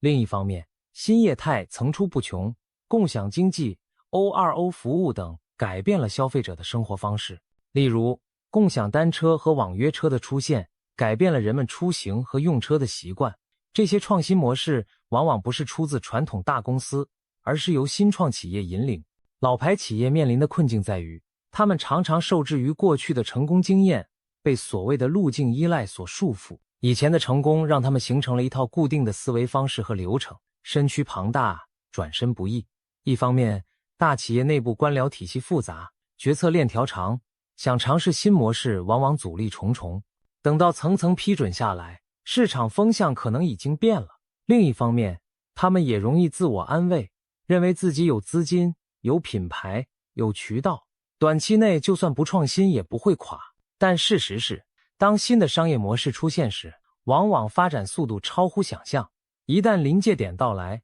后知后觉的公司就会陷入被动。相比之下，新兴企业没有历史包袱，敢于打破常规，采用颠覆式的商业模式。他们尝试用不同的方式为客户提供价值，哪怕一开始不成熟，也在不断调整中进化。一旦新模式被市场接受，传统巨头再想追赶就难了。正如硅谷常说的那句话，如果你不颠覆自己，就会被别人颠覆。在当今时代，这句话尤其真实。这也解释了为什么李和全断言一半的企业可能会倒下，并不是这些老牌企业不努力，而是在大潮面前稍有迟疑就可能错失良机。有的行业或企业可能因为错过一个技术拐点，从此一蹶不振，而那些勇于自我革新的公司反而能在变局中焕发生机。确实，有一些传统企业成功转型为新商业模式的典范，但更多的则是在时代车轮下渐渐沉寂。总而言之，商业模式绝非一成不变，能够根据时代调整战略，拥抱新模式的企业才能基业长青。而躺在功劳簿上吃老本的公司，终将发现自己的模式被新时代无情的抛弃。聊了这么多宏观层面的变化，你可能会问，作为普通人，我们该怎么办？半数企业都会倒掉，那我们岂不是很危险？别慌，每次大变革中，个人其实既是受影响者，也可以成为改变的参与者。时代洪流的确无可避免，但如果我们能与时俱进，也完全可以在新环境中找到自己的位置。首先，持续学习是王道。以前也许拿到大学文凭就万事大吉，但现在知识更新太快，活到老学到老已经成为常态。我们必须不断给自己充电，也就是学习新技能、新知识，紧跟时代步伐。不管你是刚入职场的新人，还是资深员工，都需要持续学习。比如会一点编程，懂一些数据分析，对各行各业来说都是有益的。就算不当程序员，至少要理解电脑和网络的基本原理，因为未来几乎每份工作都和技术有关。其次，培养自己的不可替代性，意思就是让自己具备那些机器和 AI 难以取代的能力。举例来说，创造力、沟通能力、同理心、复杂问题解决能力等，都是人工智能短期内无法完全复制的。如果你的工作全是重复性的流程，那么被自动化取代的风险就很高。但如果你能够提供机器没有的独特价值，比如人情味、创意洞察或者跨领域的综合判断，那么你在职场上就更具竞争力。再次，要有开放的心态，拥抱变化，这也被称为成长型思维模式。不要害怕新技术、新方法，尝试去了解并使用它们。很多人一听说 AI 要来了，就忧心忡忡，担心它抢饭碗。其实不如换个思路，想想怎样把 AI 变成你的工具。比如你是做营销的，可以尝试用 AI 辅助撰写文案，加快创意产出。你是工程师，可以用 AI 帮你生成代码框架，然后你再专注优化核心部分。把 AI 当成助手而非敌人，你会如虎添翼，工作效率和成果都会提升。还有，不要把自己的职业生涯框死在一个轨道上，未来很少有人能一辈子只从事一个职业。我们要做好在不同阶段转型的准备。成为斜杠青年是一个思路，意思是在发展主业的同时，培养副业技能，或者让自己的能力横跨多个领域。这样某个行业不景气时，你还有别的路可以走。当然，并不是要大家都去身兼数职累到猝死，而是要经营多元化的技能树，让自己有弹性，有选择。另外，保持对外界的敏锐和人脉的多样也很重要，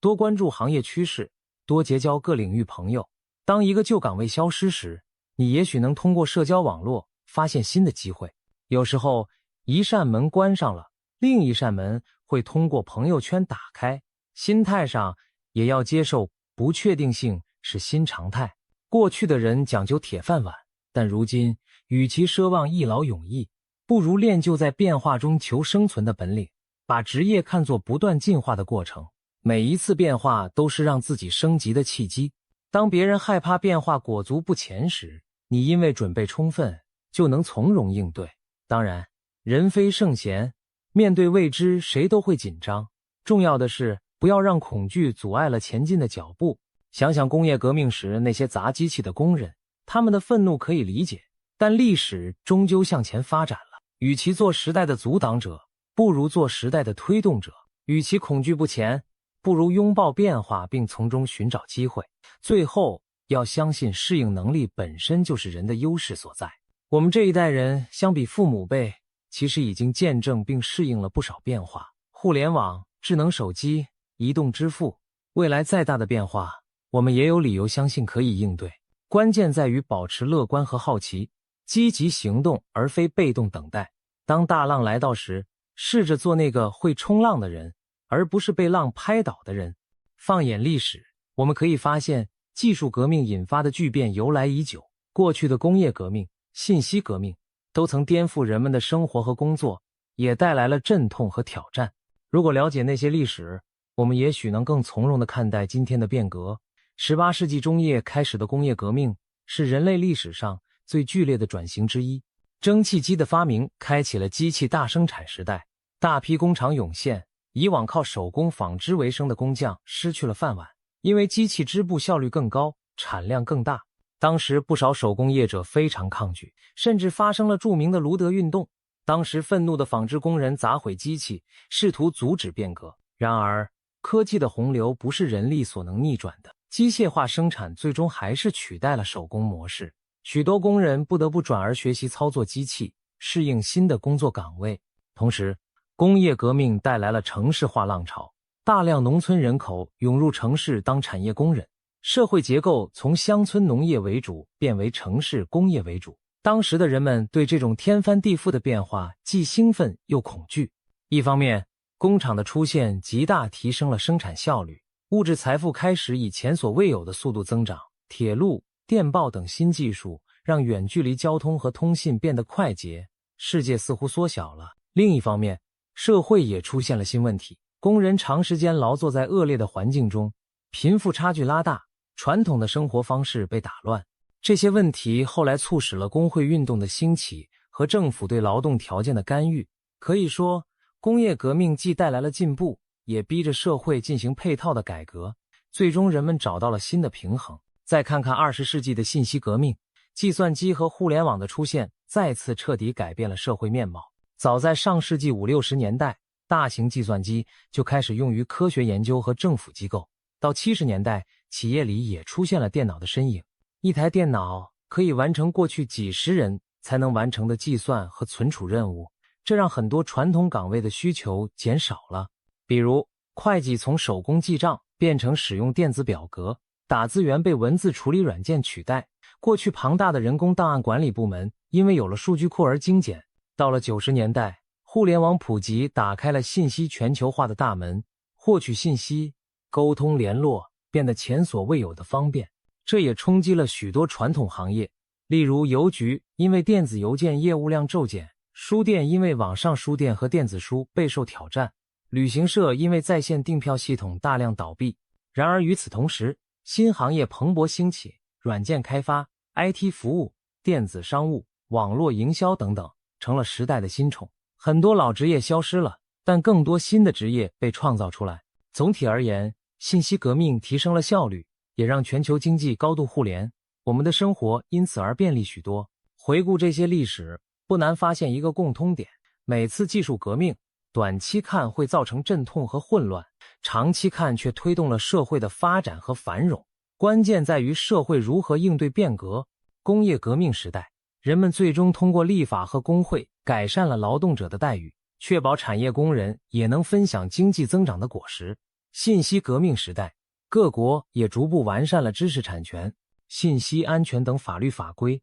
教育体系也增加了计算机相关学科，培养数字人才。历史经验告诉我们，人类会遇到问题，但也会想办法解决问题，并从危机中诞生新的秩序。今天，我们正经历的 AI 和自动化革命，无疑是另一场深刻的社会变革。很多人担心 AI 抢工作，自动化造成失业潮，这些担忧和过去人们对机器和电脑的担忧如出一辙。但历史的韵律似乎在重复，每一次技术进步都会有部分人受到冲击，同时也有新的机会出现。那些能抓住机遇的人成为了下一代的领跑者，而那些拒绝变化的人则被历史的洪流所淹没。所以，当李和全说未来20年会有一半企业倒掉时，我们不妨把它看作又一次时代转型的缩影。类似的话，其实放在过去每一个重大转折点都适用，只是比例和节奏不同而已。区别在于，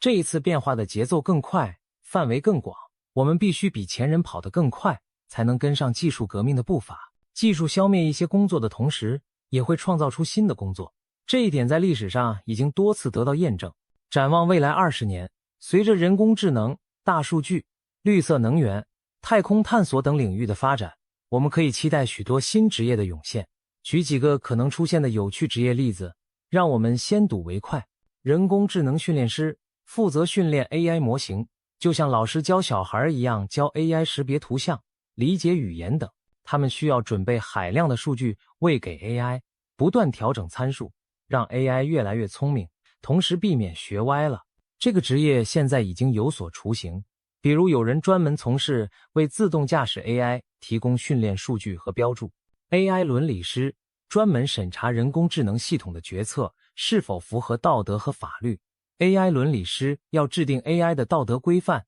监控 AI 的行为，防止出现偏见或滥用。例如，确保银行的 AI 放贷系统不会歧视某些群体，或自动驾驶汽车在遇到险情时遵循合理的伦理准则。随着 AI 应用扩大，这将是非常重要的角色。元宇宙建筑师，如果虚拟现实中的元宇宙成为主流，那么设计虚拟世界也是一门学问。元宇宙建筑师负责在虚拟空间中创建各种场景、建筑和体验，从虚拟会议室、线上展览馆到游戏里的城市和主题乐园，都需要这样的设计师来规划和搭建。碳排放管理师帮助企业和组织实现碳中和目标的专业人士，他们会计算公司运营活动的碳足迹，制定减排策略，并运用碳交易等机制来抵消无法消除的排放。一家公司要在2030年达成碳中和，就离不开碳排放管理师的指导，从能源优化到原料替换，各个环节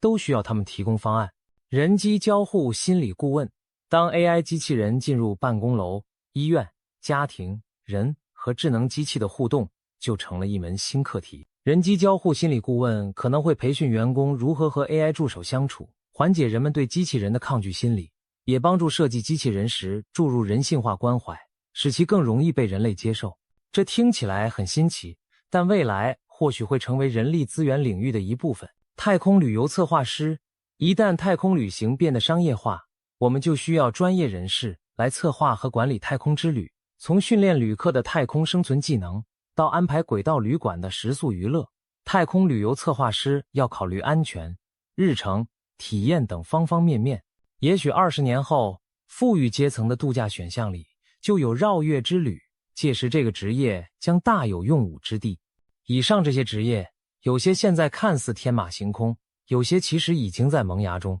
10几年前，我们很难想象 App 开发工程师或直播主播会是热门职业，但如今他们就真实的存在。同样可以预见，再过20年，一定还会出现我们今天无法想象的新工作、新岗位。对于个人来说，新职业意味着新机会。如果我们能提前洞察趋势，培养相关技能，就有可能在这些领域抢占先机。比如，有些人现在就可以学习数据标注、AI 模型调优，说不定几年后就能成为炙手可热的 AI 训练师。再比如，关注环境保护的人可以去研究碳管理，为未来的绿色职业做准备。总之，技术发展带来的并不只是危机，还有大量尚未开垦的就业蓝海，等待着勇敢者去开拓。当技术与经济以这样的速度变化，我们的社会和教育体制是否做好了准备来迎接这场巨变？这是一个值得深思的问题。先说教育，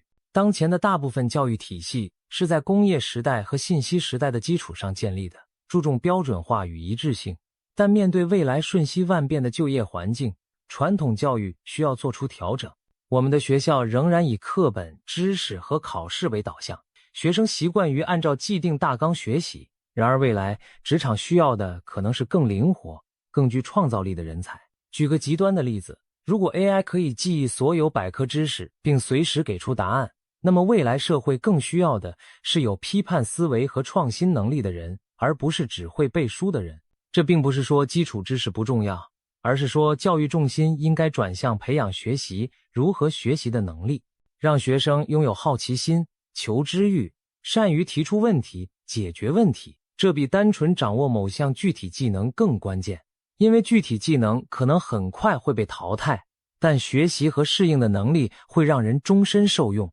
目前，一些国家已经在尝试教育改革，比如增加编程、人工智能基础课进课堂，从小培养科技素养，又比如强调 STEAM 教育，科学、技术、工程、艺术、数学结合，培养综合技能。此外，大学也在与产业更紧密合作，及时更新课程内容，让毕业生更契合市场需求。这些努力都是积极的信号。但是，教育体系是一个庞大而相对保守的机器，其改变往往需要较长时间。教师需要在培训、课程设置需要摸索，社会观念也要跟上。很多家长仍只看重分数和文凭，所以我们不能指望教育会立刻完成转型。这就意味着，在这个过渡期，个人和企业可能需要弥补教育的不足，个人要自我学习提升，企业也可能需要投入资源，对员工进行培训再教育。再说社会和政府层面，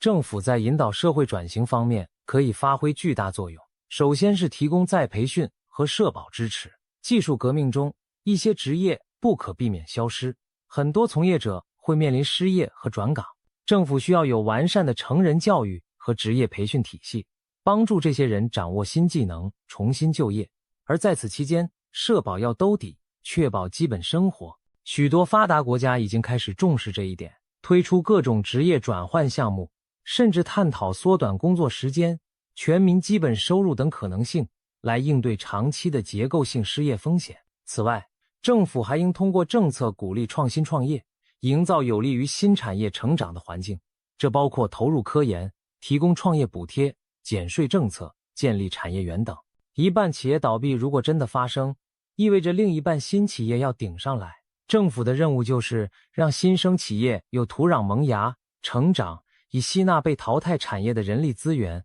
保持经济活力。还有，法律法规也必须更新，以匹配新的技术场景。例如 AI 相关的法律责任如何界定，数据隐私如何保护，机器人造成伤害算谁的责任，这些问题都需要立法者超前思考，未雨绸缪。教育系统也应该引导学生了解这些科技伦理和法律问题，因为未来每个人都会或多或少面对他们。社会舆论和心理准备也很重要，媒体、公众人物应该积极传播正确的观念，引导大家理性看待转型，既不能盲目恐慌，也不能掉以轻心。像李和全这样的专家发声，其实正是在提醒社会重视这个课题。只有全社会都有了危机意识，才能形成合力去应对。总结来说，目前我们的社会和教育对即将到来的变革还在起步阶段，有人走在前面，也有很多地方需要追赶。但庆幸的是，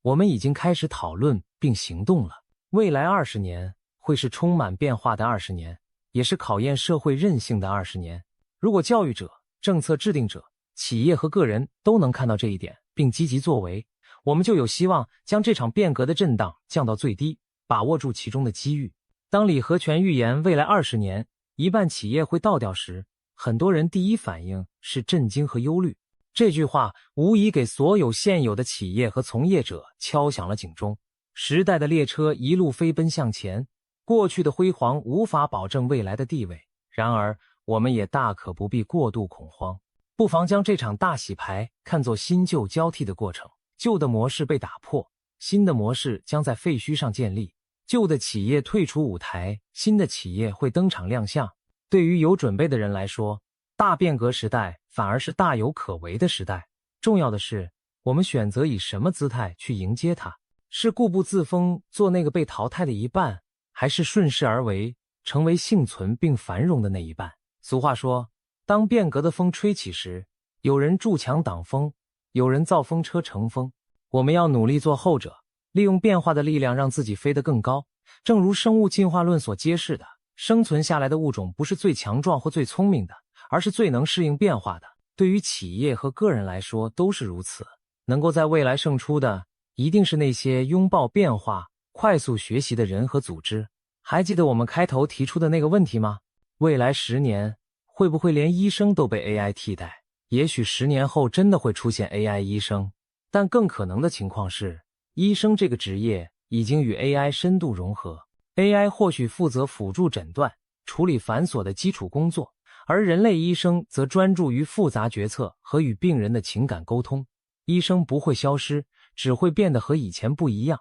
同理，各行各业都会发生类似的转变。与其担心自己的职业消亡，不如思考如何在新的分工中发挥自己的特长。未来并不可怕，它只是充满未知。我们站在变革的风口浪尖，既是历史的见证者，也是未来的创造者。一半企业的消亡，也意味着另一半企业的重生。对个人而言，危机背后也总有新的转机。也许多年后回望今天，我们会惊叹自己当初竟亲历了一场如此浩大的时代转型，而庆幸的是，我们抓住了机会参与并见证了新世界的诞生。李和全的警示发人深省，但更重要的是，我们从中得到的启发是未雨绸缪，主动求变，让我们以开放的心态迎接明天的太阳。当风暴来临时，学会乘风破浪，相信只要我们不断进化，拥抱创新，就一定能在这场未来之旅中笑到最后，成为时代的弄潮儿。埃隆·马斯克这个名字几乎和未来划上了等号，他既是一位大胆预言未来的科技狂人，也是一位行为怪诞的现实人物。在2025年，马斯克又抛出了许多令人瞠目结舌的最新预言，描绘了未来5年、10年、20年内可能出现的重大变化。同时，他最近在社交媒体上的各种匪夷所思的举动，以及在特斯拉和 SpaceX 做出的出人意料的决定，也引发了全世界的好奇和争议。马斯克一直声称自己有一个火星梦，希望在人类有生之年把我们送上火星，甚至在那里建立殖民地，成为多星球物种。听起来像科幻小说，确实如此，但马斯克可不是光说不做的人。过去几年，他的 SpaceX 公司一直在疯狂研发下一代超重型火箭 Starship。 这种不锈钢巨无霸看上去像科幻电影里的飞船，但它真切地存在于德克萨斯的发射基地上。马斯克预言，在未来5年内，我们很可能会看到星舰把第一批货物送上火星，甚至如果一切顺利的话，在2029年前后，人类就将首次踏上火星的红色土地。在踏上火星之前，人类或许会先重返月球，为火星之旅做好准备。 SpaceX 已经赢得美国航天局的合同，最快将在2025年用星舰帮助 NASA 把宇航员送上月球南极，执行阿尔忒弥斯登月任务。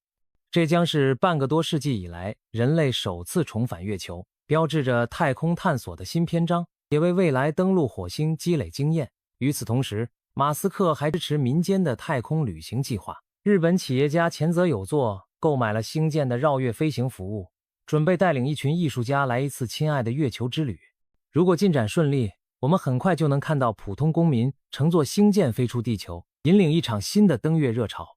这些壮举不仅会点燃公众对太空的激情，也是对星舰运载能力的绝佳测试。伪将来载人火星，任务铺平道路。说回火星本身，马斯克的时间表的确非常激进。按照他的设想，大概5到10年内，我们就能把人送到火星去打个酱油了。当然，乐观如马斯克也承认，这个计划存在巨大的挑战，可能会拖到2031年甚至更晚。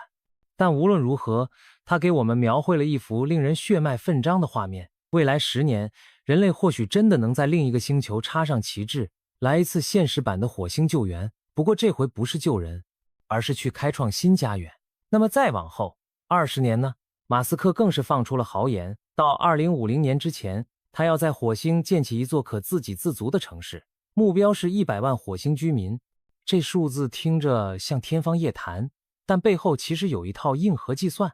SpaceX 计划打造上千艘星舰，每艘都能装载上百人和大量物资，通过地球与火星之间每隔26个月一次的发射窗口，不断运送人类和装备上火星。按照他的剧本，2040年代，我们将在火星上看到一个渐具规模的殖民地雏形，或许有温室农场、氧气制造设备、地下栖息舱等等基础设施。试想一下，到2045年，我们身边可能就有人定居在火星，每天早上不是看地球的天气预报，而是关注火星晨报动态。这场景够魔幻吧？当然，实现这一切的前提是技术攻克和资金支持都跟得上。马斯克的乐观向来超标，业内人士戏称他的时间表总是比现实快好几年。毕竟，火箭爆炸、宇航员辐射防护、火星极端环境，每一项都是横亘在面前的大难题。但不可否认，马斯克已经把原本只属于科幻的火星计划硬生生拉进了现实的讨论范围。就拿一个著名例子来说，他曾在一次火箭测试中把自己的特斯拉跑车当作载荷送上了太空。没错，就是那辆红色跑车，如今正沿日心轨道飞向火星方向。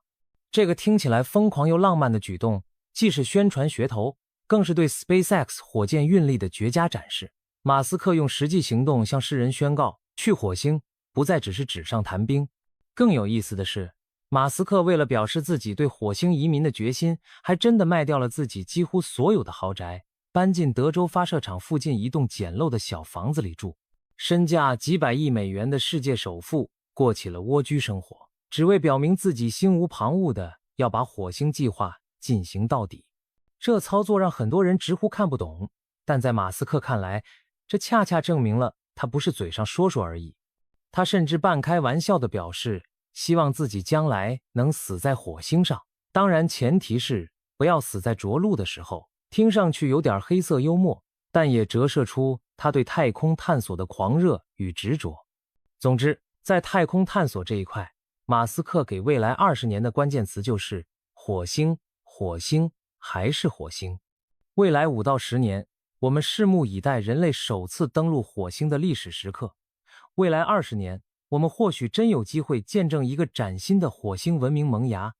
而支撑这一切的，正是马斯克和他那支疯狂而勇敢的团队夜以继日的努力。现在，火箭已经点火，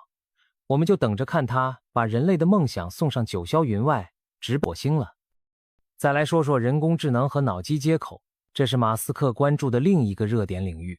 马斯克对 AI 的看法可谓复杂，一方面他投资创立了 OpenAI， 推动 AI 发展；另一方面，他又多次警告 AI 可能成为人类文明的终结者。你没听错，这位乐观的科技狂人其实也是 AI 威胁论的支持者。他曾形容研发超级智能 AI 就像是在召唤恶魔，让不少工程师听了后背发凉。最近，马斯克更在访谈中预测，可能在1-2年内 AI 的智力就会超过地球上最聪明的人类。到2029年前后， AI 的总体智能甚至可能超越全人类的总和。这听起来像科幻灾难片的情节吧？马斯克还补充说，他估计 AI 导致人类灭亡的概率概有 20%， 意思是还有 80% 的几率大家可以相安无事。这样的安慰恐怕很难让人真正安心。其实，马斯克早年创立 OpenAI 就是希望推动安全可控的人工智能发展。然而由于理念不合和人手分配的问题，他在2018年退出了 OpenAI 的管理。眼看着 OpenAI 开发的 ChatGPT 等 AI 技术在全球爆红，马斯克一方面感叹 AI 进步太快，超出预期，另一方面也对 OpenAI 从非盈利转为商业公司颇有微词，担心其偏离了初心。这种矛盾心态促使他今年亲自下场再创业，成立了一家新公司 xAI， 号称要打造出真相之 AI， 以确保人工智能朝着对人类有利的方向发展，而不被少数科技巨头垄断控制。那么，马斯克自己给出的 AI 时代生存之道是什么？难道是坐以待毙，等着 AI 收割人类吗？当然不，他给出的答案是，人类必须与 AI 结合，形成共生关系。这听起来有点像科幻动画《宫壳机动队》里的场景，而马斯克正在用他的另一家公司 Neuralink 尝试将其变为现实。Neuralink 专攻脑机接口技术，简单说就是把高科技电极芯片植入人脑，让人脑能够直接和电脑交流。马斯克相信，通过这种技术，人类未来可以提升自身认知能力，直接用意念控制电脑和机械，甚至可以把记忆像文件一样存储和回放。更疯狂的是，他曾大胆展望，也许再过10年，人类用嘴巴说话这种传统交流方式都会变得多余，因为到时候我们可能已经可以心灵传输想法了，语言将成为可选项。嫌打字说话慢的话，直接把脑中的想法上传给对方就行，是不是又便利又诡异？当然，实现脑机接口的道路绝不平坦。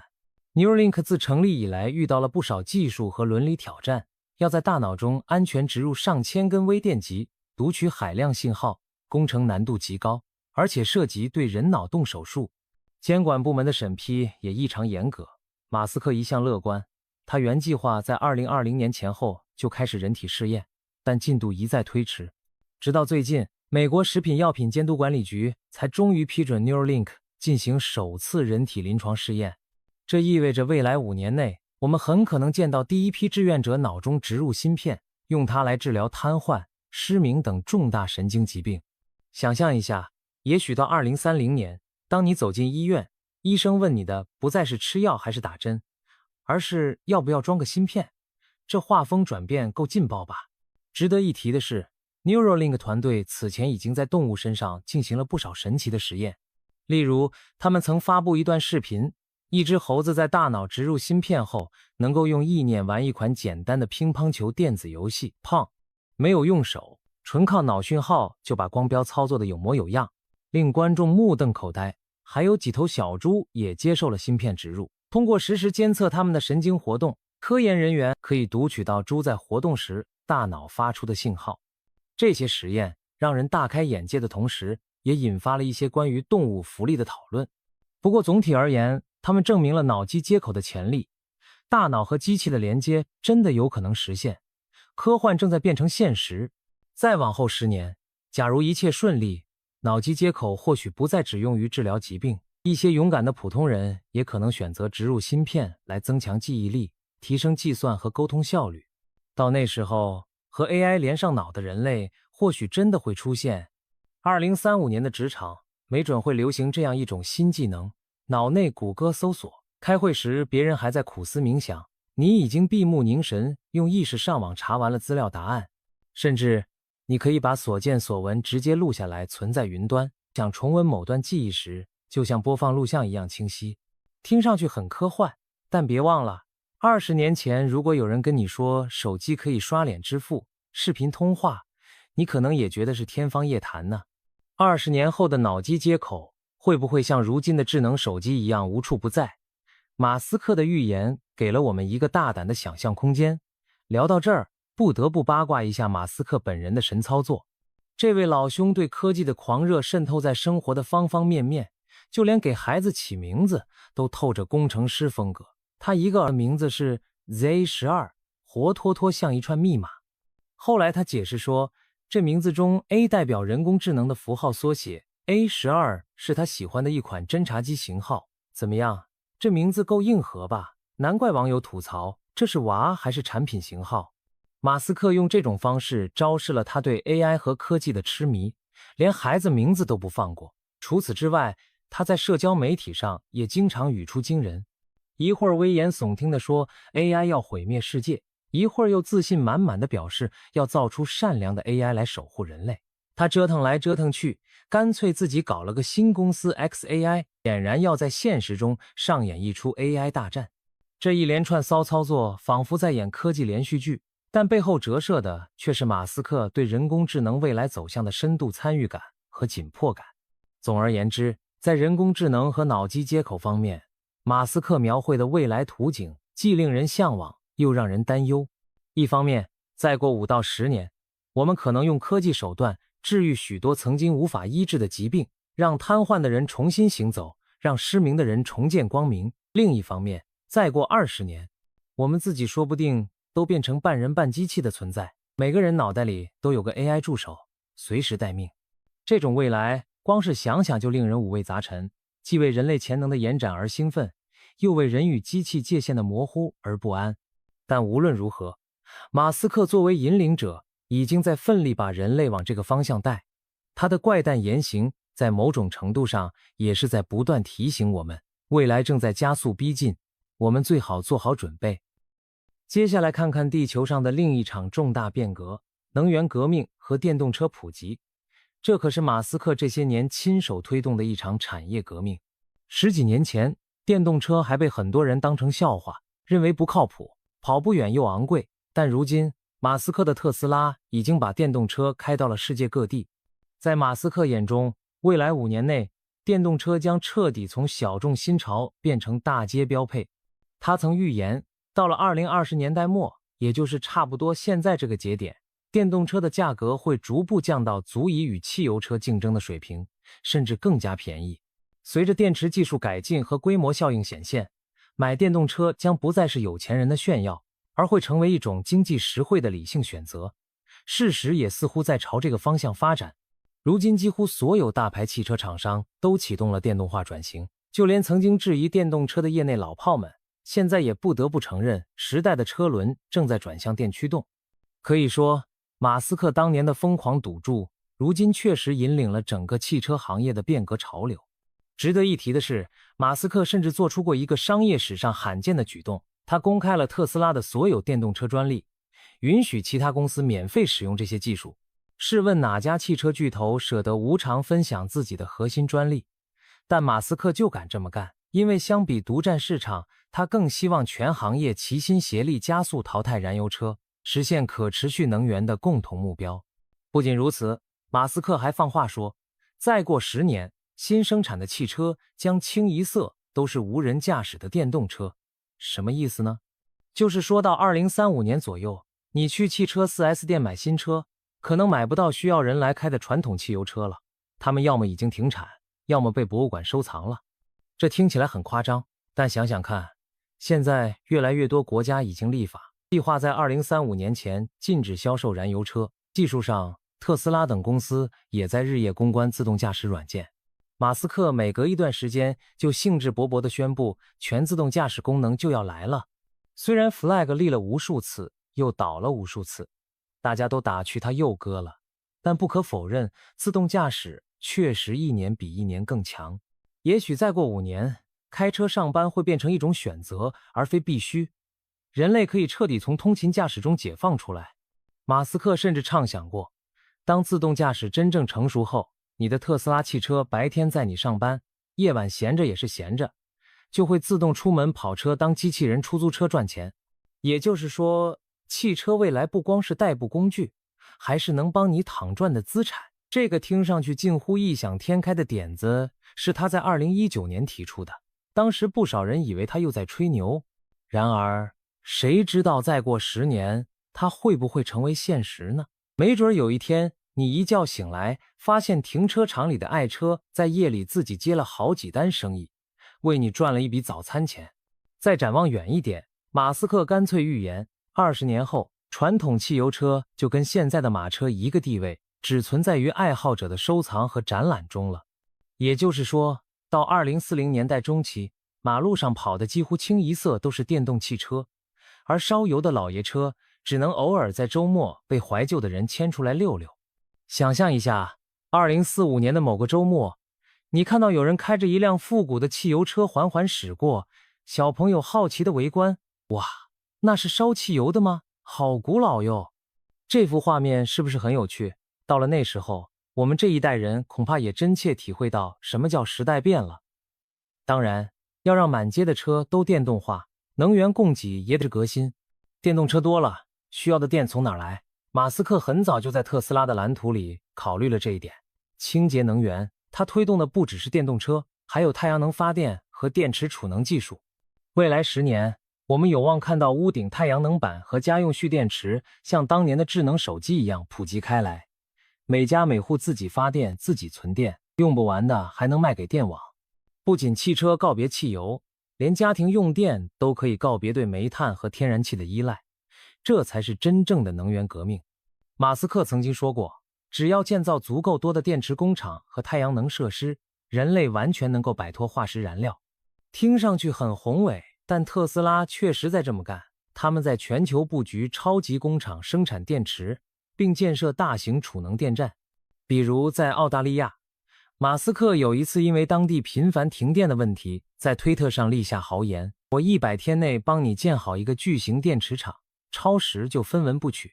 结果他真的在限期内搞定了，让澳洲人刮目相看。这故事是不是很燃？这就是马斯克式的担当，嘴上像开玩笑，但行动上当真去干，而且干成了。除了地面上的革命，马斯克还把目光投向更科幻的领域。你可能听说过特斯拉正在开发人形机器人，代号 Optimus。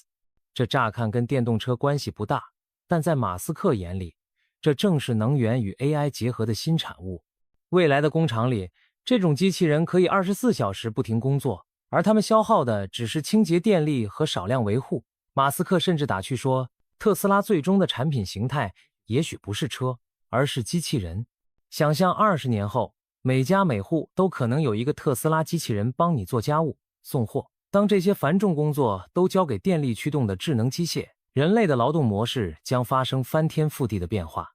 说到这里，又该聊聊马斯克那些传奇般的操作了。作为特斯拉的老板，他的行事风格和一般企业高管截然不同。别的车企老总西装笔挺，谨言慎行，他倒好，上台发布新车，敢当众尬舞。记得有次在中国上海的交付仪式上，马斯克心之所至，跳起了即兴热舞，把现场和网友都逗乐了。这一幕也让大家见识到，这位老兄真是想干嘛就干嘛，丝毫不按常规出牌。还有发布 Cybertruck 电动皮卡的时候，他吹嘘车窗的防弹玻璃如何结实，结果现场测试时玻璃却意外裂了，场面一度十分尴尬。然而马斯克事后只是哈哈一笑，在推特上幽默自嘲了一番。没想到这次砸车事件反而为 Cybertruck 赚足了眼球，你说这算失误还是另类的成功？马斯克的这些出格行为往往继承了娱乐新闻，又免费给他的产品做了广告。更绝的是，他几乎不花钱做传统广告，却能让特斯拉频频霸占媒体头条。这靠的是什么？正是他本人自带的流量体质和话题热度。无论是跑到脱口秀里大口抽大麻雪茄，还是每天在推特上和网友唠嗑，回复车主提问，马斯克用他特立独行的方式打造出一种亦正亦邪的个人形象。结果特斯拉省下了天价广告费，把钱投入研发，反倒在技术上一路领先。这种营销和研发两手抓的骚操作，恐怕前无古人后无来者。所以说，在能源和交通领域，马斯克不仅用技术改变世界，也用他的个人魅力改变着大众对技术的看法。他把本来枯燥冷冰冰的电池、电机话题玩出了腥味和趣味，吸引无数年轻人为之入迷，并投身这个行业。他的预言描绘了一个接近新能源乌托邦的未来，天上太阳能，地上电动车，工厂里机器人干活，我们人类则可以有更多时间享受创造。而他本人就像这场革命的带头大哥，一边撸起袖子埋头苦干，一边又不忘跳支舞发个推特，时时刻刻把大家的胃口吊得足足的。聊了这么多，相信你也看出来了，马斯克就像是站在未来和现在之间的那个人，一只脚迈向科幻，一只脚扎在现实。他的那些预言听上去玄乎其玄，5年、10年、20年后的世界要大变样，但别忘了，这些预言背后，他可都在玩命实干。从火星、火箭到脑机芯片，再到电动车和机器人，每一个领域他都有公司在冲锋陷阵。马斯克把大胆的想法化为了实际的路线图，然后甩给工程师团队一句话：去实现它。当然，实现的时间经常一拖再拖，可目标始终没变过。有人说马斯克是天才，也有人说他是疯狂的投机者。可不管怎么看，马斯克确实用他的言行影响和改变着世界走向。他的怪诞行为有时候让人哭笑不得，有时候又发人深省。比如他竟豪掷400多亿美元收购了一家社交媒体，接着把那个小蓝鸟标志改成字母 X， 宣称要打造一个无所不包的超级应用。一时间大家都以为他在胡闹，毕竟好端端的一个社交平台被他折腾得乌烟瘴气。然而站在马斯克的视角，这或许是他未来布局的一部分，一个融合社交、支付、AI 的全球性网络雏形。再比如，他时不时在推特上心之所至换个狗头标志，或者深夜发些耐人寻味的迷幻推文，看起来不务正业，但也因此不断把公众的目光吸引到他新的议题上。可以说，马斯克喜欢用出其不意的方式制造话题，为的也是给自己的梦想项目铺路。他的这些出格举动，表面上是在博眼球，实际上背后往往藏着战略考量。不管是为了激励团队，还是为了引起公众对某项技术的关注，他喜欢在社交媒体和公开场合放飞自我，结果反而让更多普通人开始讨论火星移民、AI 威胁、电动车革命这些原本高冷的话题。马斯克用个人魅力为科技争取来了流量和关注度。当然，预言终归是预言，未来5年、10年到底会发生什么变化，没有人100%说得准。马斯克的很多时间表可能又要跳票，我们也许等不到他描绘的所有场景按时到来。不过没关系，重要的是有人愿意为这些宏大的目标去拼一把。正因为有马斯克这样心比天高的人物存在，我们才多了几分看到科幻成真的可能。不管你是崇拜他也好，质疑他也罢，至少有一件事毋庸置疑，和这样充满戏剧性的人物生活在同一个时代，注定不会无聊。马斯克把原本死板的科技新闻变成了一出接一出的连续剧，让我们对未来多了一份好奇和期待。展望未来，或许我们真的正在见证历史的转折，那些看似遥远的梦想正在一步步变成现实。举个例子，2029年，也许我们将看到宇航员踏上火星，在红色星球插下第一面人类的旗帜。再比如2035年，可能会有瘫痪患者通过脑机接口重新站起来，或普通人借助芯片与 AI 助手心有灵犀的交流工作。到了2045年，最后一家加油站关闭，公路上清一色都是电动车。我们甚至会怀念当年汽车引擎的轰鸣声。这些如今听来遥远又疯狂的场景，说不定真的都会在我们有生之年出现。当那一天来到时，你大概会想起马斯克当年的种种预言，然后感叹一句：这个疯子居然真的说对了。当然，如果他哪天跑出来说要在火星上举办演唱会，我们也千万别惊讶，毕竟对马斯克来说，没有什么不可能。好了，今天的未来畅想就到这里。